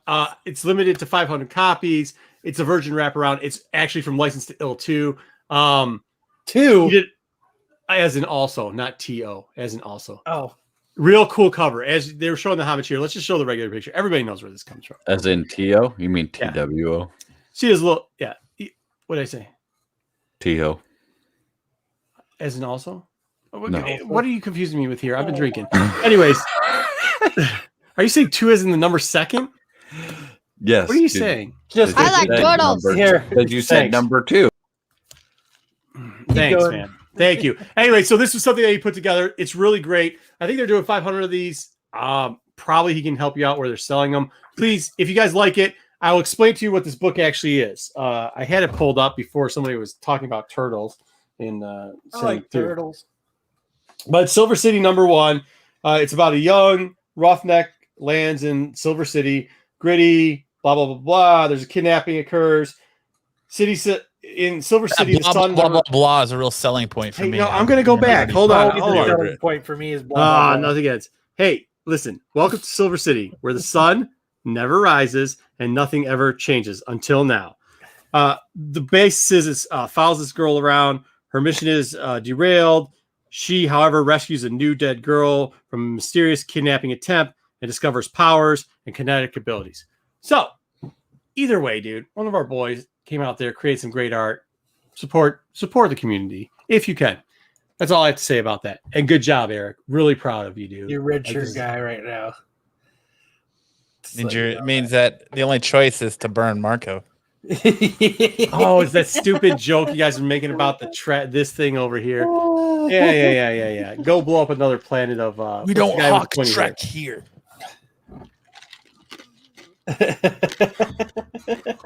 Gonzo, you better get the book. I'm going to send one to Gonzo.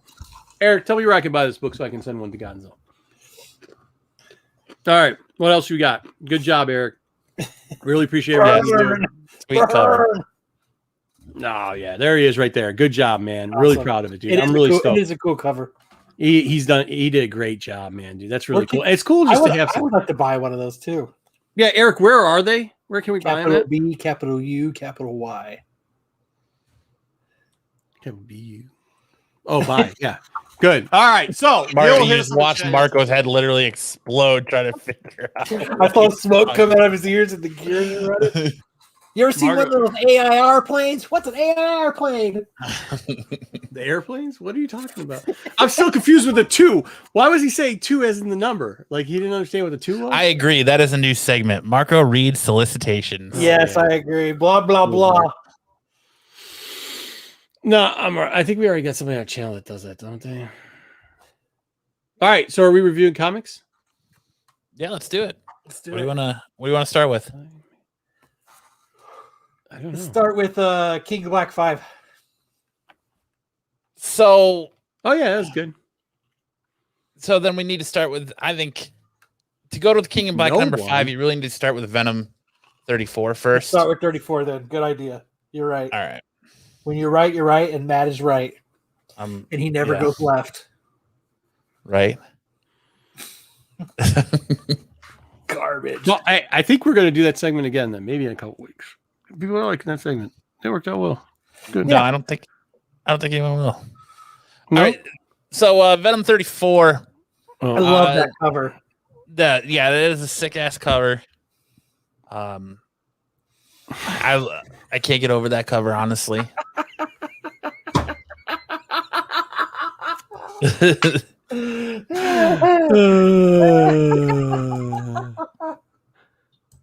right. What storyline? What storyline are we killing? Apparently, Gonzo wasn't a fan. I'm not sure if he was a fan of King of Black or wasn't a fan of Venom 34, but Gonzo just always got jokes, man. Venom 34 kind of goes back and replays to Eddie getting dropped off the cliff. If you remember, he's in the hive mind. He was in there with Flash, and Null found him, and he gets dropped off the cliff. But as he gets dropped again, his symbiote finds him and reaches out to him and reconnects. And he's basically like, I'll always find you. He reemerges as Venom. But later on through the story, he becomes giant, and as he's fighting, it recalls that he's going to be the light. If you read the last issue, he's the new Captain Universe. And you kind of see him, his symbiote's letting him go, being like, we need to separate. You need to accept this new power, this light power, and I'll find you again. So he does. He wakes up out of the coma to become that new power and take it over in the Captain Universe. The big thing to take away from this issue is the very last page. As we're heading to Venom 200, heading to the final issue of the Donny Cates story, Flash Thompson is about to reemerge. So that was the big thing with this. But the reason you kind of had to read 34 is because it leads to the King in Black. Because as we were talking before, Kyle was like, when the hell did he get the symbiote back in? See, I hadn't made it to the comic book store yet to pick up 34. So I didn't actually get a chance to read it. I'm sorry, everybody. I apologize. Yeah. So I apologize to everyone at home. Yeah, definitely in my box, and I'll definitely be picking it up tomorrow. So now that can take us into King in Black, as that's pretty much Venom 34 just kind of sets up King in Black. So let me get King in Black. Invite, is it end, or is it just like a continuation of another story? It's going to be a continuation of another story, which is going to be a continuation of another Kate story, because that's what. So well, Kate's run is done. He's already said his run is as of 200. He is done with Venom. Yeah. So, yeah, but I mean, the story's not done. It's just that his run. Well, it sets it up for an interesting take. But go ahead, Kyle. I'll hand off King of Black to you. That's right. Good job, guys. You don't want to review? He said that's all right. Hey, I have a question about this. Wait. I don't know what that means. What does a Game of Thrones shame mean? I have no idea. Oh, you need to walk through the streets. We need to shame you for naked walking for not reading Venom 34. Yeah. Damn it! Sorry, I didn't watch Game of Thrones. Oh, Jesus. All right, no.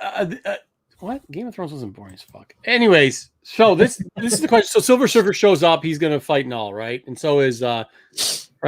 Yes. This is what's happening. Can we go back on with this? And keep going. We can scroll faster than this. Are you sick again? He's got the sword. There we go. That's really his board. I'm not sick again. You guys are just dysfunctional and can't make up your mind who's doing what. I kick it to Kyle. He's like, no, I'm good. And then he calls for the Avengers to assemble because they're going to do a little bit of distraction. This is the part that I don't get. Did anybody find this cool? They took Thor's hammer and they took the surfboard, which is a sword, and they made it into a badass axe. Man, they made it into a dope ass axe. So you just find it good. So look, when he gets the cosmic power for Captain Universe, it gives him he has the ability to choose what form he wants. So he takes on the form yet again of his Venom symbiote, and then he takes the Mjolnir and the surfboard from Silver Surfer and combines them both. Just a Which sword. is badass I right like there. how he actually Into a was like, giant axe. I want your hammer, Thor. Fuck you, I'm taking it. I liked that. And then he makes it this badass looking thing that looks like fucking Groot cut his own arm off for it. Yes. I like it. And then it's a badass battle, and Noel's like, I need to run away. He proceeds to use that axe to wipe the floor with all of Noel's dragons and minions. And then he essentially cuts the head off of the Celestial. Cut your fucking head off. Spider-Man wraps up a dragon, but then, right in the chest with the axe. Dude, badass. Rips Noel's symbiote off of him. I like that. Badass. Noel is left sitting there broken and naked. But no, but he's still giving him shit about the kid. I've seen Solo He's like, I'll buy on the sides, broken and naked. Oh, good lord. Yeah, so he's still giving him shit about Dylan, and he flies him into the sun. I know. Noel didn't even really seem like he gave much of a No, fight. he's just crap talking. He's just crap talking. Said, I have your kid anyways. You're right. Gonzo's right on this, man. Gonzo. Hey, feel free to jump on sometime. So go back. So they're when he's finding, whining? No, not when he's whining, but this. When he just like fucking disintegrates him. Annihilates him, yeah. Where he gets snapped out of existence, basically. I don't think, yeah. But then it comes. Oh, go ahead, Kyle. No, go ahead. I say then it comes that he could hear all of the hive mind now, and he's connected to it to where basically, he has this warm embrace with Dylan. I saw. This is 100% true. I could all day long. I could if they're letting all these d-bags do it. I'm definitely lifting that thing up. I mean, yeah, you're right. Technically, Eddie is not worthy enough to pick that motherfucker But up. he has though. That's the whole Kate's arc is his redemption. It's his redemption from being the piece of shit we knew when he got the symbiote at the beginning and to where he is now. But I think the bigger whole point road is has like been this redemption. everybody's worthy. Everybody's worthy of lifting that hammer now. Everybody. Not Marco. Except Red Rick said I am, so I am. I took that back, and no kickbacks. I know it. But so King of Black 5 ends with Eddie being the new King in Black. Yeah. I just lifted the other day. I lifted the hammer. I chased kids off my yard. They were on my yard. I had to use the hammer. I thought it ended. I didn't think it was a very bad ending to it. I thought it was kind of. I mean, it wasn't like a huge ending like this epic. I mean, it was the fight was kind of a womp womp womp. But I think it wasn't a horrible ending. I think it's cool. I like where it's gonna go from here. Yeah, I mean it's a lead into a new series. That's what I was kind of saying.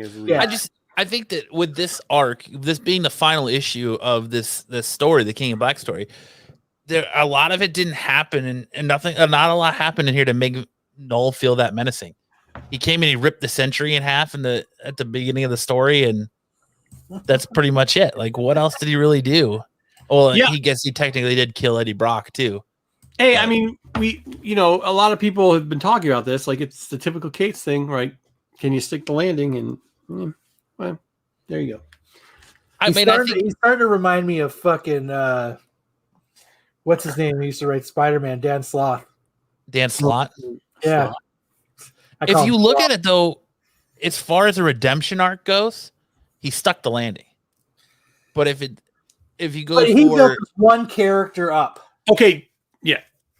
I mean, it's good that we have difference of opinions on this, but like, to be honest with you, it kind of that little bit where there was no actual battle in the end kind of was slow, and it's kind of I think people are saying, Matt, about not sticking the ending. Like, you want to see this epic battle, and it's like it would have been cool if it would have spanned out 2 issues of this insane issue, and I would like to have seen like an Avengers type of fight where like the entire city is destroyed, or like and they mix through different parts, like they left the hive and they actually came back to where everybody was and they were still fighting. I think that would have been cooler.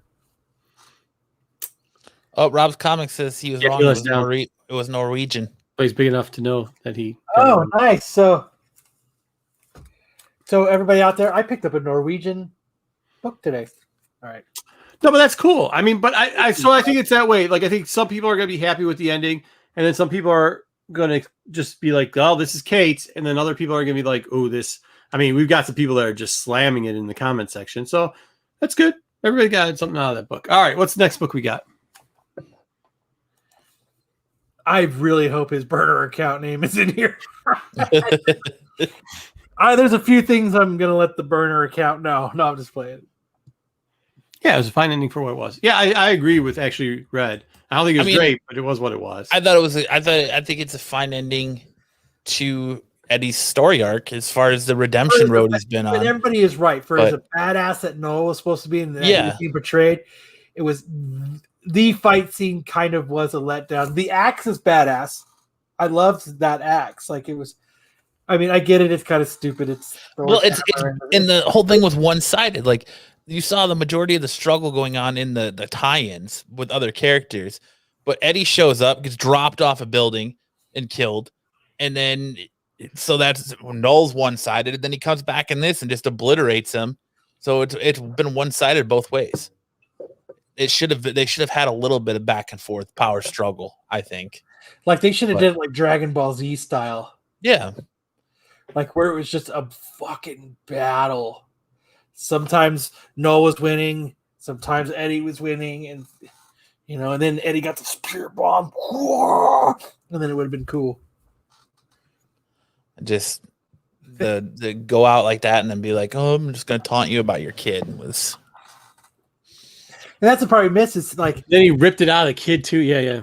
I thought that was interesting that he, So now does Dylan not have any powers at all now that they've ripped that piece of Noah out of him?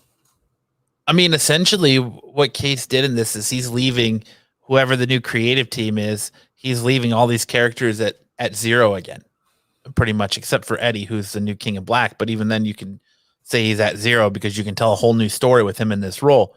So he's basically just set it up to reset the clock to zero. So whoever takes over now can do whatever they want with whoever they want. Because if they took the power away from, because I really thought there was going to be something with Dylan going forward, but if they took the power from him, then that's kind of it. He's just kind of done now. Like they were turning him into be an actual like badass. No, they'll do something with him. So Thor number 6, 1 in 52nd print sketch. Thanos is wearing Null's armor, in my opinion. Oh shit! I'm gonna have to see that. Yeah, I don't know. Totally got. Wasn't that the image you see at the end of the Thor where everyone's like on the ground laid out and he's got the one glove that looks like it kind of looks like Null's hand, and then he's got the Mjolnir with all the Infinity Stones in it and another. Oh yeah, you're right. It would have been cooler though if the fight would have a Dragon Ball Z type of fight. 2 issues, Dragon Ball Z just going at it. I think it would have been badass. Yeah, I agree. So what's the next book? Totally agree. I don't know. Marco left. Where'd he go? Why don't we do Nocterra number 2? We can do Nocterra. That's fine. Get that up here real quick. The art in this book, I love. There's this one part in this where they show up to this neon sign stop, and just the art on that page is just badass. Like Tony is killing it on the art in this book. Yes. So where this book left off was, that's her brother. She's about to go on another run. He is infected, but still trying to keep it together right now. And there's something going on outside, and he's very distracted. And they need batteries for lights, blah, blah, blah. And what she's going to do is she's going out on a run. And while on this run, they make a stop, which... Go ahead, Matt. Go ahead, isn't you up? Oh, I thought you wanted going ahead. I'll just keep talking. I thought you were saying go ahead as in me just scroll. No. So, I mean, it starts off here within the past before all this is starting. Like Kyle said, her mom and dad are infected and her brother's infected, and so then it cuts to now, and they're being attacked. They're doing this run to transport that old man and his granddaughter, and they're being swarmed by monsters. And they say that like these bigger beasts used to be an animal, like a dog or something like that. So they're still transporting these people through, and he's telling her to hit the high beams to get rid of the beasts that are following him. And damn, this is the part, like this panel right here, this page in the book, like this is where there's just something about this page that just popped for me. I really enjoy this. So they're stopping at like this little midway point. Yeah, it is a cool page with all the neons and colors. So there's light. It's just. But they even did it where you like have to let the neons warm up. I thought that was kind of cool. Where she's like, "Hey, stay close to the truck because they got to warm up and everything. Yeah, to get enough light out there." That was cool. So she's leaving. She's got to pick up some supplies. She's got the internal battle going on. Well, the creepy guy that they're ferrying comes up and she's like, "Look, get away from me." And you think maybe she's going to turn on him or whatever, but she eventually uses him for bait, which is kind of awesome. And then pretty much tells him he's a liar, which is cool as hell also because the flower, he's holding it the right way. That's cool. She stabs that thing right in the head, right in the brain, in the motherfucking brain. But I mean, it's proven over and over again that this chick is just going to be a badass this entire series. Okay, so I read it and I get it, and I know I miss stuff every once in a while. She was blind at one point, and she's not blind anymore, right? She's not blind. She was blind. Yeah, she was because when they talked about she was a kid. She was blind. She's blind because of the sister thing, where all the kids pretended they were the sister and then they punch her. Yeah, you are right. So, okay, so I'm not the only one that didn't know how she gained sight. Okay, good. Glad I did. Yeah. They talk about it in the first issue, but I'm actually like, I can't remember either. But they make the call to meet up, and she's basically calling them out for being shifty and shady. And then the bad guy that was hunting her at the end of the first issue, shows up. And a bat cycle, dude. What the fuck? Right? I must have skipped that page. I thought that was cool. I thought the bad guy's cool too. Yeah. But overall, because he doesn't even. He's like, I'm not even here for you. I don't care. Like, you can do whatever you want. And tells her like he's got the way to heal. He's the people who hired him have got so much money and so much stuff that they can actually heal her brother and just back it up. So she starts to back the truck up with the two fairy people in it towards him, and he's like, "Yep, come here." Don't listen to what they're saying, and they try to tell her like, "Yeah, you caught us in our lie." The old man says, "But I am a scientist, and the place you're ferrying us to, the sanctuary, does actually have the technology that will help your brother out." And you can see the beep, beep, beep is her still continuing to back up. And then she says, "Bleep it," and it booms this dude. And this dude just laughs. It's like, "Yeah, good. I'm glad you did that because it'll be fun. It'll be fun." Yeah. I mean, Scott Snyder's killing it. Tony Daniel's killing it. They're both doing a really good job on this book. It's where, Red Rick is right. It's a great book. If it's still at your local comic shop, buy it up and read it. It's really worth it. Invite had a couple of things too. Like, hey, if you guys on Wednesdays, just hit us up. If you guys see something, because we talk to people in the stores and see what they like, and that's how we kind of make our picks. So please, if you guys are reading something, because I read Geiger, I thought it was really good, but we didn't want to do two post-apocalyptic books in the same, like, right back to back. So, but feel free to send us suggestions on what books to read. We will read into them and we will review them. Yeah, find us on, like I said before, find us on our Instagram. Hit us up, let us know. Hit us up if you click it, you scan the drinking game. That's got my personal Instagram handle in there. You can find me. Ooh, it's personal. Ooh. But you can find me. You can, give me check the game out. Hit me up. Just let me know. What? All right. Good job, fucking Dennis. Good job, Dennis. What do we have next, Matt? So I saw someone talking about in the chat, and I agree with them that this next book was one of the picks of the week because I actually thoroughly enjoyed it. I'm sad that Kyle didn't get to it, and that was Silver Coin, #1. This is by Chip Zdarsky. The whole premise of the story is basically it's about a band that is kind of like your normal run-of-the-mill underground band. Not a lot of fans. They play this local bar every week at the 7:00 show to zero crowd. And the main character, and I pretty much feel like this book is going to be kind of like Ice Cream Man, where each issue is going to be about somebody is going to revolve around this coin, but it's going to be a different cast of characters. So basically the main character finds this coin and he starts playing with it.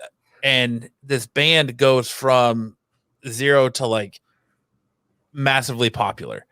And they're being told that, rock is dead. It's all about disco now. So they're all about playing disco music. And that's what the club wants to book is disco music. Because that's all that anybody wants to. That's all that anybody wants to play and listen to is disco. So he gets this coin and his band becomes on fire to the point where the lead singer of the band kind of like turns his back on the rest of his band. And he's like, you guys, I'm great. You guys aren't. And he's going to go and play. He gets offered a contract for just himself and he's going to go play with this disco band. So he starts playing with them. And as he does, he can't stop playing. And essentially at the end, the coin kills him. And like, it takes. I can't stop playing. Yeah, it's like. It sets the whole place on fire, right? And then. Yep. So he can't stop playing. So I didn't get time to get the rest of the cuts, but I remember there was this is another. We couldn't stop playing. This is another screen here. Kiss comic book. Is that what you're saying? No. So it's like he can't stop playing to the point where like his hands are all bloody and the guitar and all of that, and he starts playing to where he catches on fire, and like the whole crowd is so enticed by their music that they catch on fire too. And nobody leaves this building as it burns down. Dope. And even like the fire marshal is like, what's going on? Like, I don't understand why nobody left this place. And he's like, we got to get out of here because we've got some, a treasure hunter sifting through things, and the people who sift through the rubbish of the building. And then at the very end of it, you see his hand still sticking out of the rubble with the coin and someone reaching for it. So, and it kind of gives you a little 3-panel picture of the next issue. It's called Girls of Summer. And it says in 1993, mean girls bully a misfit teen. And at a summer camp, when the teen reclaims her power after an encounter with a silver coin, what follows the stuff of horror movie legend. Nice. So the next one looks very like I'm hoping Jason-ish. I'm going to be able to get a copy when I go to the comic book store tomorrow. If you don't, I have an extra one for you. So yeah, I loved Silver Coin. I know Marco didn't care for it. He said it's all right. Yeah, I knew you and Kyle were going to really love it, so I was like, I'll pick up an extra one just in case they can't get it. So I have 2 copies. Ooh, cool. Kyle. Sweet. Please. Mm-hmm. Thank you. No problem. No problem at all. I think it's only the one cover though, the A cover or whatever. I don't care about stuff like that. Okay, cool. Yeah. Well, I don't know if you liked one or the other. I don't know. So that's it. Yeah, it was okay. I mean, it just wasn't my style. You know what I mean? It just wasn't your cup of tea. Yeah. Mm-hmm. That's kind of what I was thinking too. Going to the Crossroads or Tenacious D. Yeah, Pick a Destiny. Yep, very Pick a Destiny-ish. Mm-hmm. It was. He was not doing push-ups with his penis though, so that's no, just a tribute. So, what book we got next? I mean, we got Batman 107. Fuck, I didn't read that. It's. I went over it a few weeks ago. If you got the future, not the future state, but Future's End. Can we talk about that comment by JJ real quickly? Which one? The JJ Maxwell. Anyone else feel? Nope, that was L. Matt. Anyone else feel there are too many horror anthology comics lately? You know what? I was thinking about this because when we were talking about this book earlier, I didn't want to knock it because they hadn't read it yet. and I was like, there's different styles of horror and everything like that too. But then, like, I like Geiger, and I suggested that book this week, and early on before it got a lot of acclaim, and they are like, well, maybe not. We think we like maybe Silver Coin's a little better. And look, I like the post-apocalyptic stuff, and we already had one out there. And I was like, man, they're putting out some good stuff because they got the book we reviewed already too on it and stuff like that. I think it's good that they're putting out comics that if you like certain genres, like they used to do it where it was like a genre would just get over flooded in the market, right? And you wouldn't do anything else. It'd be all zombies or it'd be all vampires or something to that effect. Now they're just doing 3 or 4 good books on each genre. So like I fucking just said the word wrong 3 times. Okay. So anyways, but I could hear it for some reason. I'm echoing. Yeah. Redrick said there's not too many anthologies yet. This is the beginning. Market is there for horror fans. Can't all be vampires and zombies. Right. So let's just do a little bit of each, sprinkle a little bit of love across it. And if you like this type of thing, the same story about the lucky coin or whatever it is, great, they'll have it for you. Or that part of horror where you get the Freddy Krueger horror, or if you like the post-apocalyptic stuff, like it's great. I mean, there's going to be a little bit for everybody. So I think it's actually pretty cool. I think it's good that they're having quality writers and quality artists, do that type of stuff. So it's great. That's the kind that I like. That's the kind that I like. That's the kind that I like. All right. So what else? Batman 107. But no, one more thing before that is I kind of agree with. We used to talk about this a lot on Absolute Geek. Is I think these non-superheroes is kind of a good direction for comics because you can only do so much with Batman. You can only do so much with Spider-Man. But with these non-superhero books, there's like this whole world that you can uncover. Is it good to see the other way kind of go? Because you saw, I mean, and I know Hickman had done some stuff for, it wasn't really popular at the time, but he had done some stuff for Marvel and the superhero genre, where really went to the independents and did some good stuff there. He just did X-Men. He didn't do anything too crazy. No, when he did the Avengers stuff. Oh yeah. Yeah. But then you had people who like the what's his name did Saga, and you saw Kate's come out with all the stuff that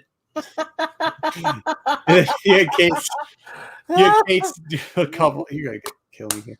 But you had a bunch of guys go, and then they went on to do superhero stuff again. Like they came back to superheroes, and that's when Hickman went back to do X-Men, and that's when Cates went on to do Venom, and he did Doctor Strange and stuff like that.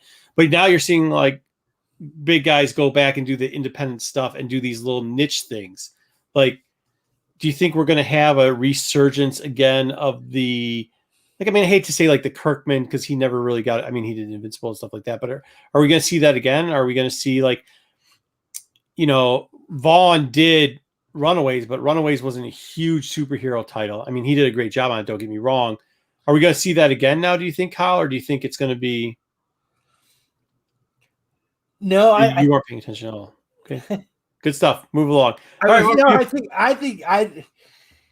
thought this for a while. We used to talk about this on Absolute Geek, but I think superheroes, just we, as in the older comic book fans, are the last generation of enjoying superheroes the way we do. I think the generations go forward. I think the image stuff, the indie stuff, the stuff like that is kind of where it's at.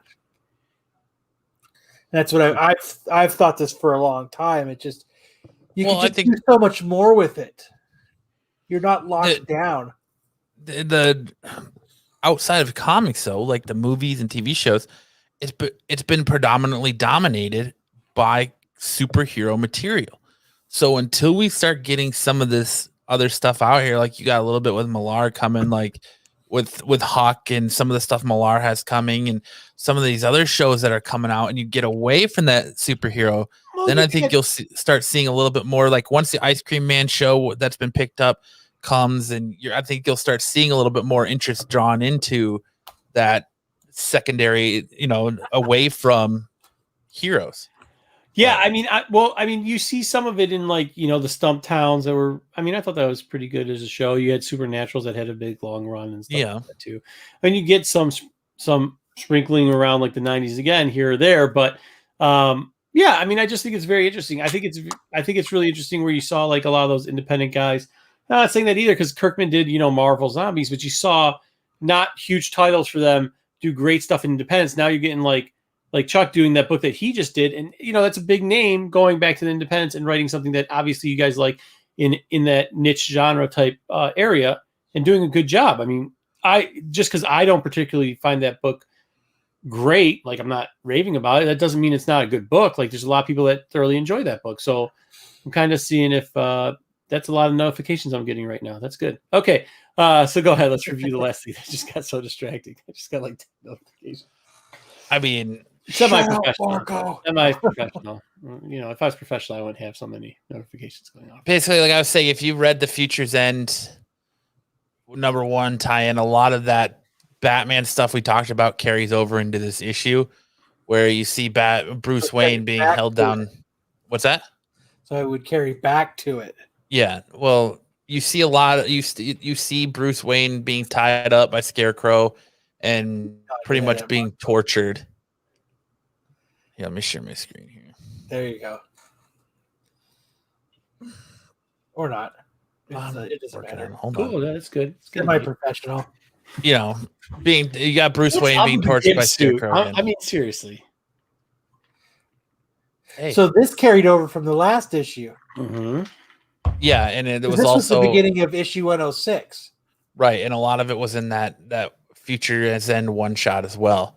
So they're kind of talking about the Scarecrow and all the many different crimes he's committed and the many times he's attacked Gotham City and things like that. And Batman investigating a new Scarecrow, and he's wondering why there's no fear toxin coming out of it, and it's strange as he almost feels like it's a setup. And Montoya is now the new commissioner of Gotham.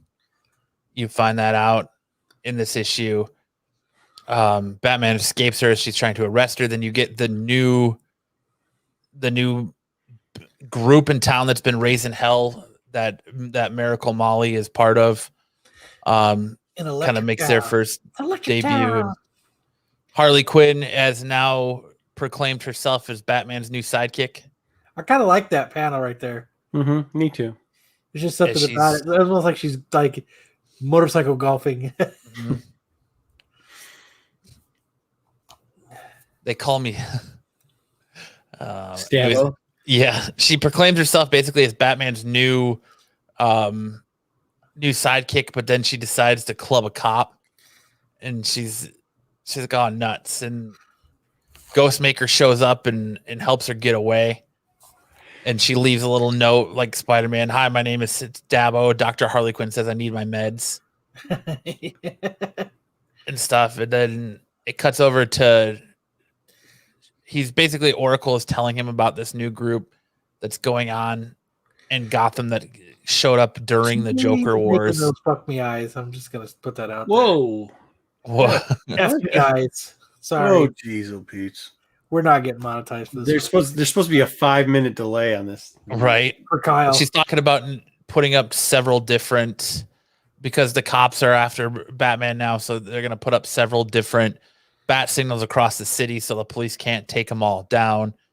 And she'd tell him about this the Insanity Collective group that's running around Gotham, and it's going to lead into the next issue where Miracle Molly makes her first appearance. But this book is actually loaded with first appearances. So if you're a first appearance collector, Batman 107 is definitely a. Hey, you know what? You know what's even better about this book? It was actually a good DC book. This was a very entertaining DC book. They had some good art in it. I enjoyed it as a non-DC guy. I thought this was actually I know. I thought this book was actually pretty good, and I think Invite says. I mean, I don't know if he's being sarcastic about the Bat titles or whatever, but like this book, it was good.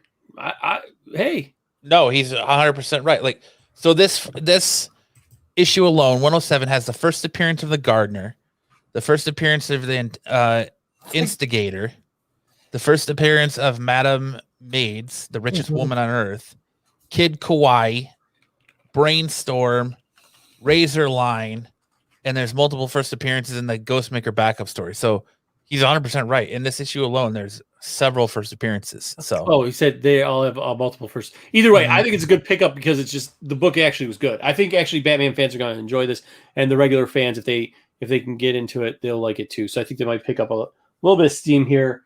This book seems to be pretty decent. So yeah, right. Me and John are on the same page. Oh yeah, that's awesome. Yeah, I do all the time. You like it or not, tell it how it is. So, all right, what do we got next?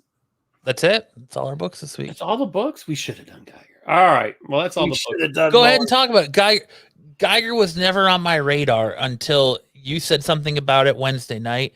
And by that time, it was gone. And then I saw it pop up on the Hot 10. Shout out to Brian and the guys on the Hot 10.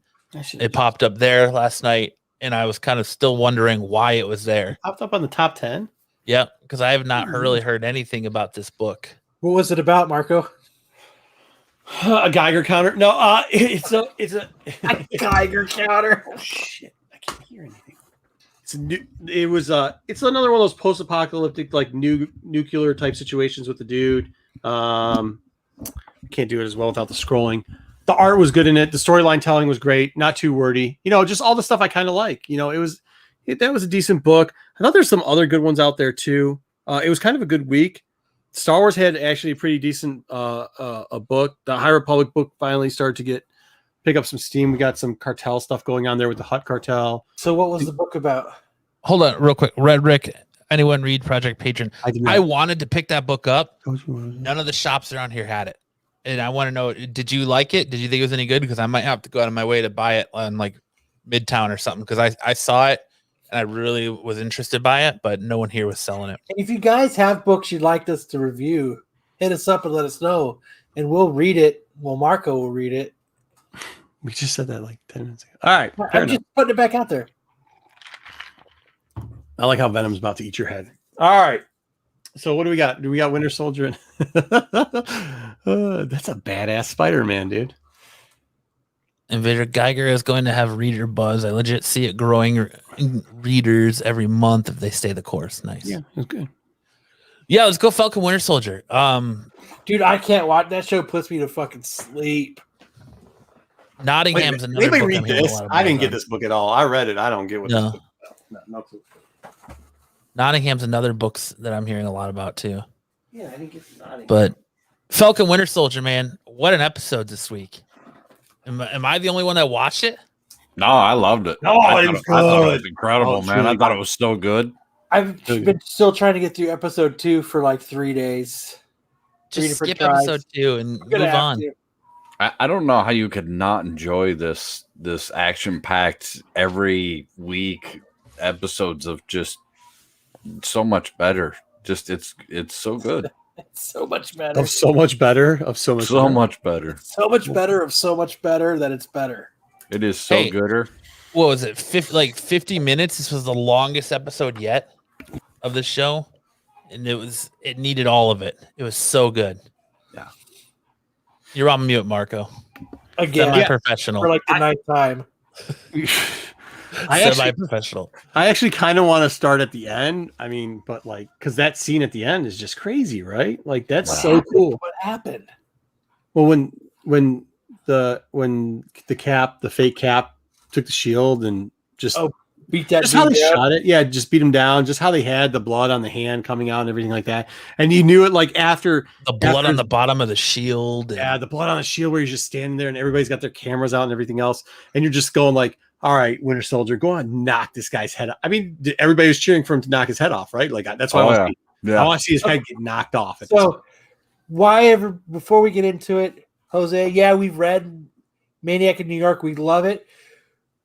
We should have the writer of Maniac of New York on next week to talk to us. Yes, So- he was supposed to be on this week, but he had to travel and scheduling conflicts. And he messaged me earlier in the week and said, look, I don't think I'm going to make it back in time for the show. I want to reschedule. So he's definitely coming on next week, but we had to push him because he didn't think he was going to make it back due to his travel schedule. So Yeah, so everybody tune in next week. It'll be awesome. I've watched the first 2 episodes of Invincible. I think it's fucking badass. I've just been super busy this week and I haven't got back to being able to watch anything. So Hopefully next week I'm all finished with Invincible. I'm loving Invincible too. It's so good, so well done.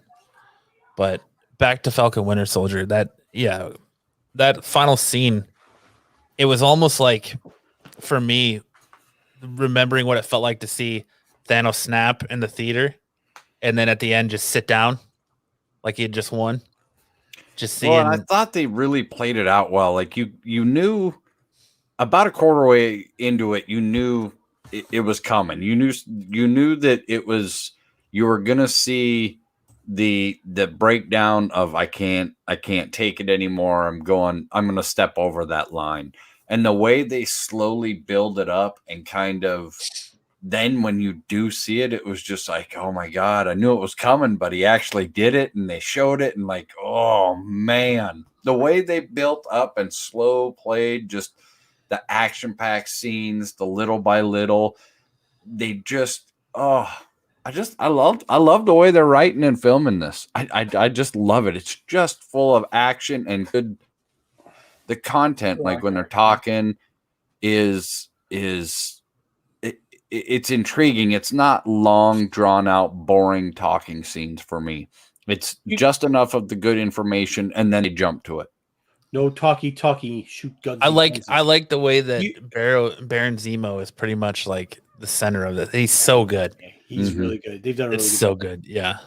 So what do you think they're going to I don't think they are. I don't think they're going to redeem. I think they're showing you that the other side of it, that there can be more than one bad, I guess. You know what I mean? Like, I think that's what the whole speech was with Falcon. I don't think there is a redemption for them, especially after she killed what's his name, the assistant, the fake Bucky. I think that both sides are bad, and I think the only two heroes there are the Winter Soldier and Falcon and Zemo. Jeez. Zemo. I don't think Zemo's a hero. Yes, he is. He absolutely He's is. an anti-hero. Right. No. He ends up running Thunderbolts. He's a hero in my book. He's great. And they're doing a great job with it. I do like the head tilt. Like the little jokes they're making too, the little subtle hits. Like, yeah, just wait till he gives you the head tilt thing and everything like that. They're doing a really good job with it. The action scenes are pretty tight. Not the best I've ever seen before. Well, yeah, like when he gives the kid the Turkish delight and then tells him not to trust, Bucky and Sam, and then Bucky's like, what, wants to know what the girl said to him, so he confronts him, and Sam's like, don't give him the time of day, because all he's gonna do is play with your head and give you that stupid little head tilt. And then he does it, and he kind of gives you that look of like, see what I told you. But how about the Wakandans in this too? Mm-hmm. Yeah. Everybody knows when he grabs her arm, everyone's like, oh, dude, you done fucked up. Yeah. It's over. You're just John Walker. You just done fucked up. All right. Yeah. How about this one though? How about this move? Yeah. The arm falls off, dude. That was Dude, awesome. that was good. Yeah. That was Did you really know good. that they could do that? Nope. That was that. I'm every week. I'm impressed with how they take it to the next level.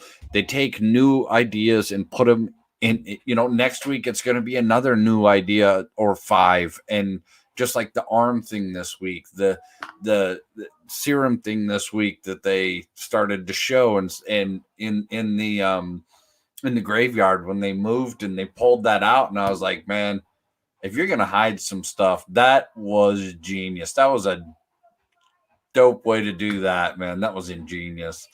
So just what do you guys everything? What do you guys think this episode this starts doing to like Dark Avenger spec and?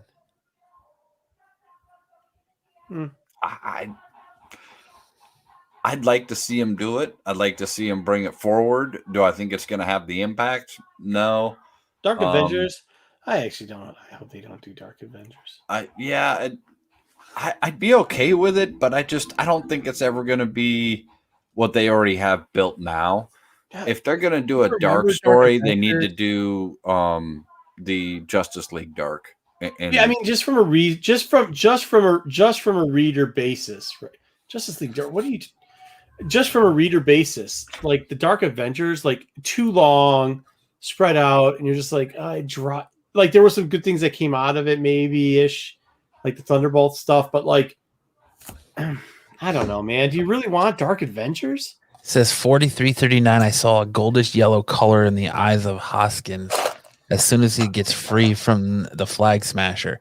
Can you review it? Because nobody gives a shit about it. I don't. I'd have to go back and watch it again. No, I'll have to I check don't remember that seeing out. that. 43. Because I know he cuts through. I know he breaks free, and then he gets killed. Do you think it's Ross? Do you think the power broker's Ross? No. I don't think so either. Okay, good. And I don't think it's Agent Carter either, by the way. But I just love No, the that one would thing be I cool. love about this Cool. series is how much the struggle of this symbol of the shield is. How that symbol is such a centerpiece, and Sam struggles with, I can't live up to his legend. Bucky pretty much the same thing. Is like, I've spilled too much blood to carry this symbol. And then you've got the new Captain America, the guy who is donned with this symbol, who's supposed to be the symbol of America, the symbol of freedom, the symbol of everything just, and he just skull smashed a dude in the middle of Times Square, and everybody just watched it on their camera phone. Yeah, he's falling apart. And I mean, I think this is a big piece of why, like when they offered the shield to the Falcon, and he's like, I don't want it. Yeah, because he can see the responsibility, the weight that gets put on your shoulders when you're going to try and take up a mantle like that. And this guy comes forward, jumps in there, and now he's got this long haul, and he's like, I don't think he ever thought it through. Like, hey, I'm going to take this and everyone's going to love me because I'm the new Captain America. And he didn't see the extra pressures that were going to be involved in it. And I think they're doing a really good job of telling that in the story. Like, hey, if you're going to be Cap, you got to be Cap.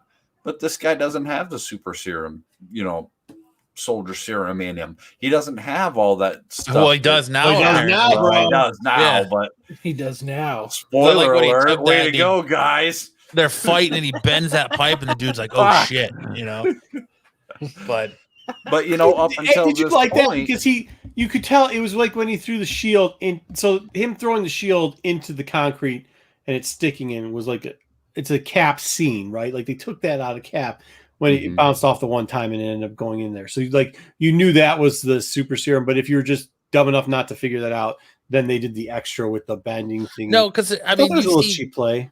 There's a shot of Sam throwing it into a tree and taking it out. So I don't know if that's Tree's a little different than the concrete thing. Where Yeah, you have to the but concrete thing. You gotta remember what the shield's made out of, though. But again, I'm not saying you're wrong. I'm just saying, like, I didn't pick up on it. Like, it was in my mind, like, oh man, he took it when he's going toe to toe with him. But when he, like I said, when he bends the pipe and the dude's like, oh shit, that's when I was like, okay, yeah, he took the serum. Oh yeah, yeah. I mean, I thought it was when he threw when the shield went in. I was like, oh shoot, he took it. Because I mean, you're just waiting. I mean, they did a good job where you were waiting for it to happen. The only thing that I was surprised was I thought what's the guy? I'm sorry. What was his partner's name? The guy that ended up dying? Hoskins. Yeah. I thought Hoskins was going to take somehow. He had already taken it. I thought there was going to be something to that effect. Well, I think that's what the comment was referring to with the eyes when he's trying to break free. But taken something, but I don't think it's the actual serum. I think it may be a test serum performance or something. I don't know. Maybe not. But I think that Cap, I mean, after having his butt handed to him by Wakanda, which was one of the greatest battle scenes ever in the history.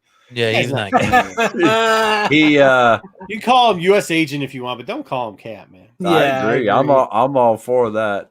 Mr. Agent, secret agent, man. Yeah, see? I think Battlestar or Hoskins isn't a normal human. Maybe he's a Skrull, maybe super soldier.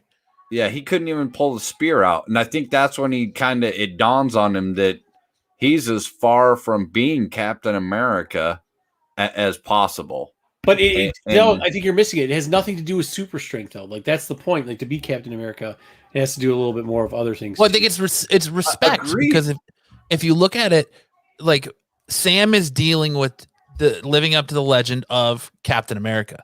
Bucky's trying to live up to the legend that is Steve Rogers. Right. And you got him who's coming in, secret agent, man. Right? You got Walker coming in, thinking I've been bestowed upon me this symbol of being Captain America. I'm Captain America. Treat me with the same respect as being Captain America. Sam won't do it. Bucky won't do it. The Flag Smashers won't do it. At every turn, he's being told he's not Captain America. So he's trying to live up to it, and he's saying like that's the whole thing. He's like, I can't even beat. How am I supposed to be Captain America when I can't even beat these guys? And that's why he's kind of got that PTSD thing going, and then he takes the serum, and now he's formidable, but then he loses it because his partner gets killed. Do you think every single time that he's like whining about something, or they want him not to look good, they make his nose, because he puts the mask on, it makes it look like somebody, just so you could punch him in the nose? Does he look like he has a punchable nose? I thought it was just me. He looks funny when he puts the mask on, right? Yeah. He's got like this like wide jaw, like he's smuggling acorns. Did you see all the memes they had for it? Like he looks like the old man from Up. Yes. He does. He looks like the old man from Up. He looks really goofy with the mask on. John's got it. Yeah. Yeah, I think it's a combination of the nose and the chin, but yeah. Yeah, it's weird. And I didn't know if they did that on purpose. I don't know. I couldn't tell. I gave up because I thought it was just me. So to hear you bring it up makes me feel better, less doubting of myself. That's my goal in life. No, sir, that is an incorrect statement. Yeah, I think it is by design, blue green. Captain Up. Oh my gosh. Hey, chat. Thanks Captain again. Up. You guys probably have the best. Yeah, It's the ears. Yeah, it's the ears. It's the whole. It's the whole setup, man. It's just one of those. Yeah, it's just one of those setups. Best chat. Very kickable channel. Face. Yes, absolutely. Oh, you guys. Anyway, I really like it. I'm still a big fan. I think they've done excellent with it. I love how they're doing Zemo. I love how they're playing the story out. I dig it. I think it's a solid show. I want Zemo to throw the mask on a couple more times though. Like, I mean, that's the only thing I was disappointed by. I was hoping we get a little bit more Zemo under the hood, but good stuff. I want to see a little bit more badass Sharon Carter. And yeah, I definitely think Zemo has been the surprise of this series, and I've been super surprised by it, and I'm loving it so far. I'm actually kind of sad there's only 2 episodes left. Yeah, I'm too. But I thought they did good with this quick story, punched it in, long episodes. I love it. Oh my God, I love it. I'm gonna have to catch up. He's getting torn apart on social media. He quit social media because of it. What happened to him? He's getting torn apart for playing this character on social media. Oh, he didn't say anything. He's just like trolls are just okay. Since there's not a lot of people got a lot of shit and time on their hands to do stuff. Yeah, man. I mean, like the whole show is getting a lot of trolls and a lot of comments on it. Mm-hmm. Like I think everybody's getting a lot. Like even like the dude who plays Bucky is, and I think everybody is. Yeah, that's right. Because it came out that people are walking up to him in public trying to use the Winter Soldier code words to activate him. Sebastian Stan says that he's got fans walking up to him using those code words to try to activate the Winter Soldier. People really just got shit but time on their hands, huh? But I mean, in all actuality, if you seen him, what would you do? I'd be like, dude, I really love your work. Have a nice day. No, I try to fucking human, and he's got other shit to do, man. No, I'd be like, yo, I love you in Hot Tub Time Machine. That's what I would say. I'd give him a card and be like, hey, if you'd like to come on the show, that'd be great. Love your work. Peace out. Yeah, he looks like a almost goofy.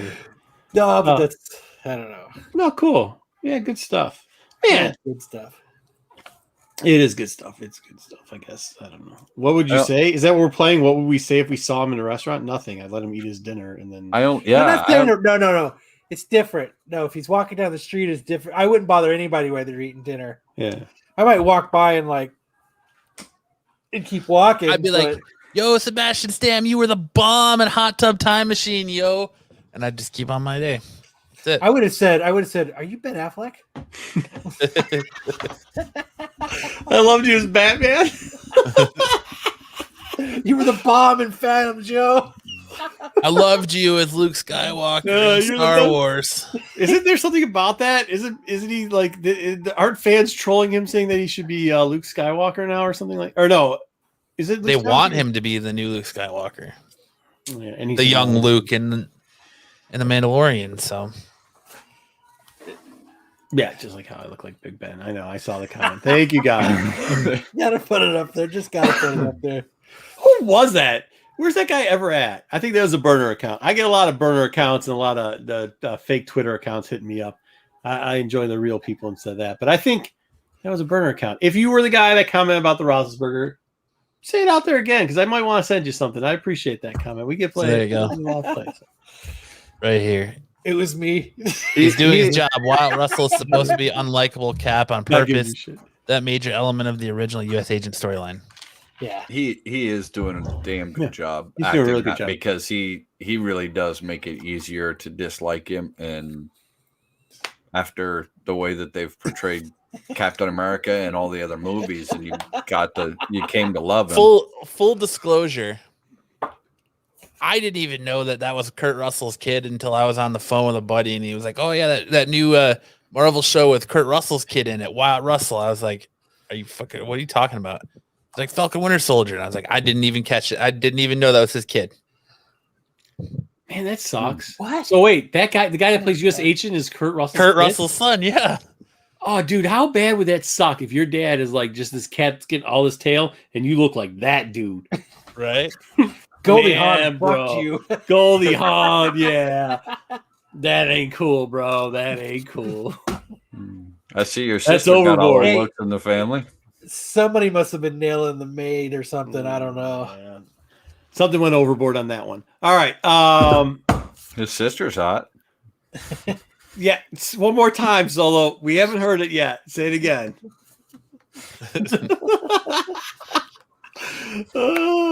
He was in Black Mirror. He was in, if you've seen the Sean William Scott movie Goon, he's in the second Goon movie, Last of the Enforcers.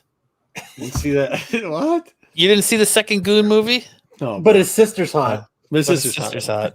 Is his sister hot? It's Goldie's chin. Somebody just puts Goldie's chin. Oh, Jesus. Right. Oh, that's sad, though. I mean, you see Goldie Hawn in him, dude. Oh, my God. That's so bad. Is it pre-Goldie Hawn of her third or second plastic surgery? Second. He's got like the second chin of Goldie Hawn. They both went in at the same time. Hey, but it doesn't matter because his sister's hot. All right, That's all that It's matters. not, and no, it's not good when you say it. Solo's got to say it. Yeah, there you go. There you go. There you go. There you go. She's hot. You got a sister? She's pretty fucking hot. Oh man, again, guys, thank you so much to the chat. Shout out to the chat. Fire as always. Again, we say it, we can't say it enough. Best chat on this channel is always right here Saturday nights. We love it. We love it so much. If you had a good time tonight, make sure to hit that like button. Right. If you haven't subscribed to the channel yet, please do so you don't miss any of the awesome content across this channel that goes live. Like the Star Wars show. Plastic surgery isn't genetic, Marco. That's awesome. That's good. Thank you, Raymond. What do you guys got coming up on the Star Wars show?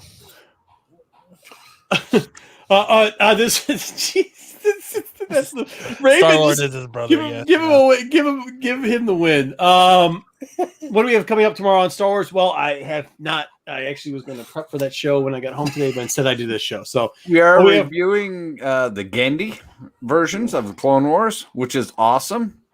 It is my favorite, and you might hear an opposing view from somebody on the show. No. Let's just set the expectations quickly. There are 5-minute spots on Cartoon Network.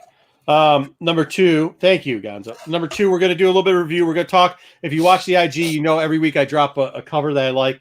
We'll talk a little bit about the cover that I dropped this week on there, and a little bit of other things because they released some more covers for the Prelude, the Alpha book to the War of the Bounty Hunters. We'll also talk a little Hasbro. I know my man Gonzo down there wants us to talk a little bit what happened on the PulseCon. So we will talk a little bit of PulseCon and Hasbro there. We'll bring up Bartles and James like we normally do. And Bartles decided to try to sell those. No, it's these two guys that work for Hasbro. They're clowns. Oh, but one of them decided he was going to try to grow something that would resemble face scruffage like myself. Doesn't look good. We won't kill him on that though because everybody has different facial hair. But we will talk about what they did and how they. One more thing just to mention. So if you guys are watching, get out there. Gonzo is the perfect example of this. Go out there and try to pick up the Bad Batch. Some of those figures are already hitting target. So get out there and check every morning.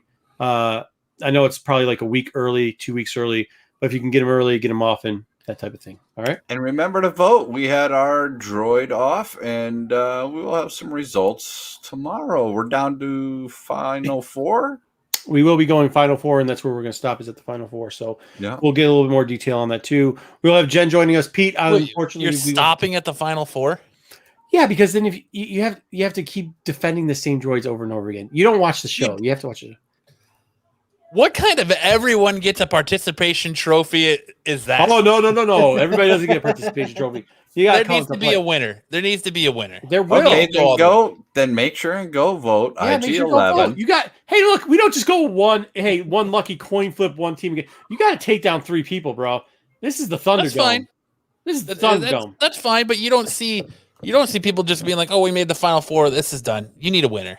No. Oh no, somebody's gonna win the final 4. That's what I'm saying is like that's not everybody wins. No, everybody doesn't win. You have to take 3 other people, man.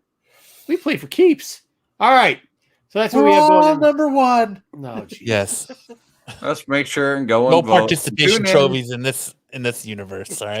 Tune in tomorrow and watch the Star Wars show. It should be a good show. 9:15 Eastern Standard Time. I don't know what that is in the desert, but it's usually go like 3 hours back. Yeah, 3 hours back. And have the regular things there. So pause.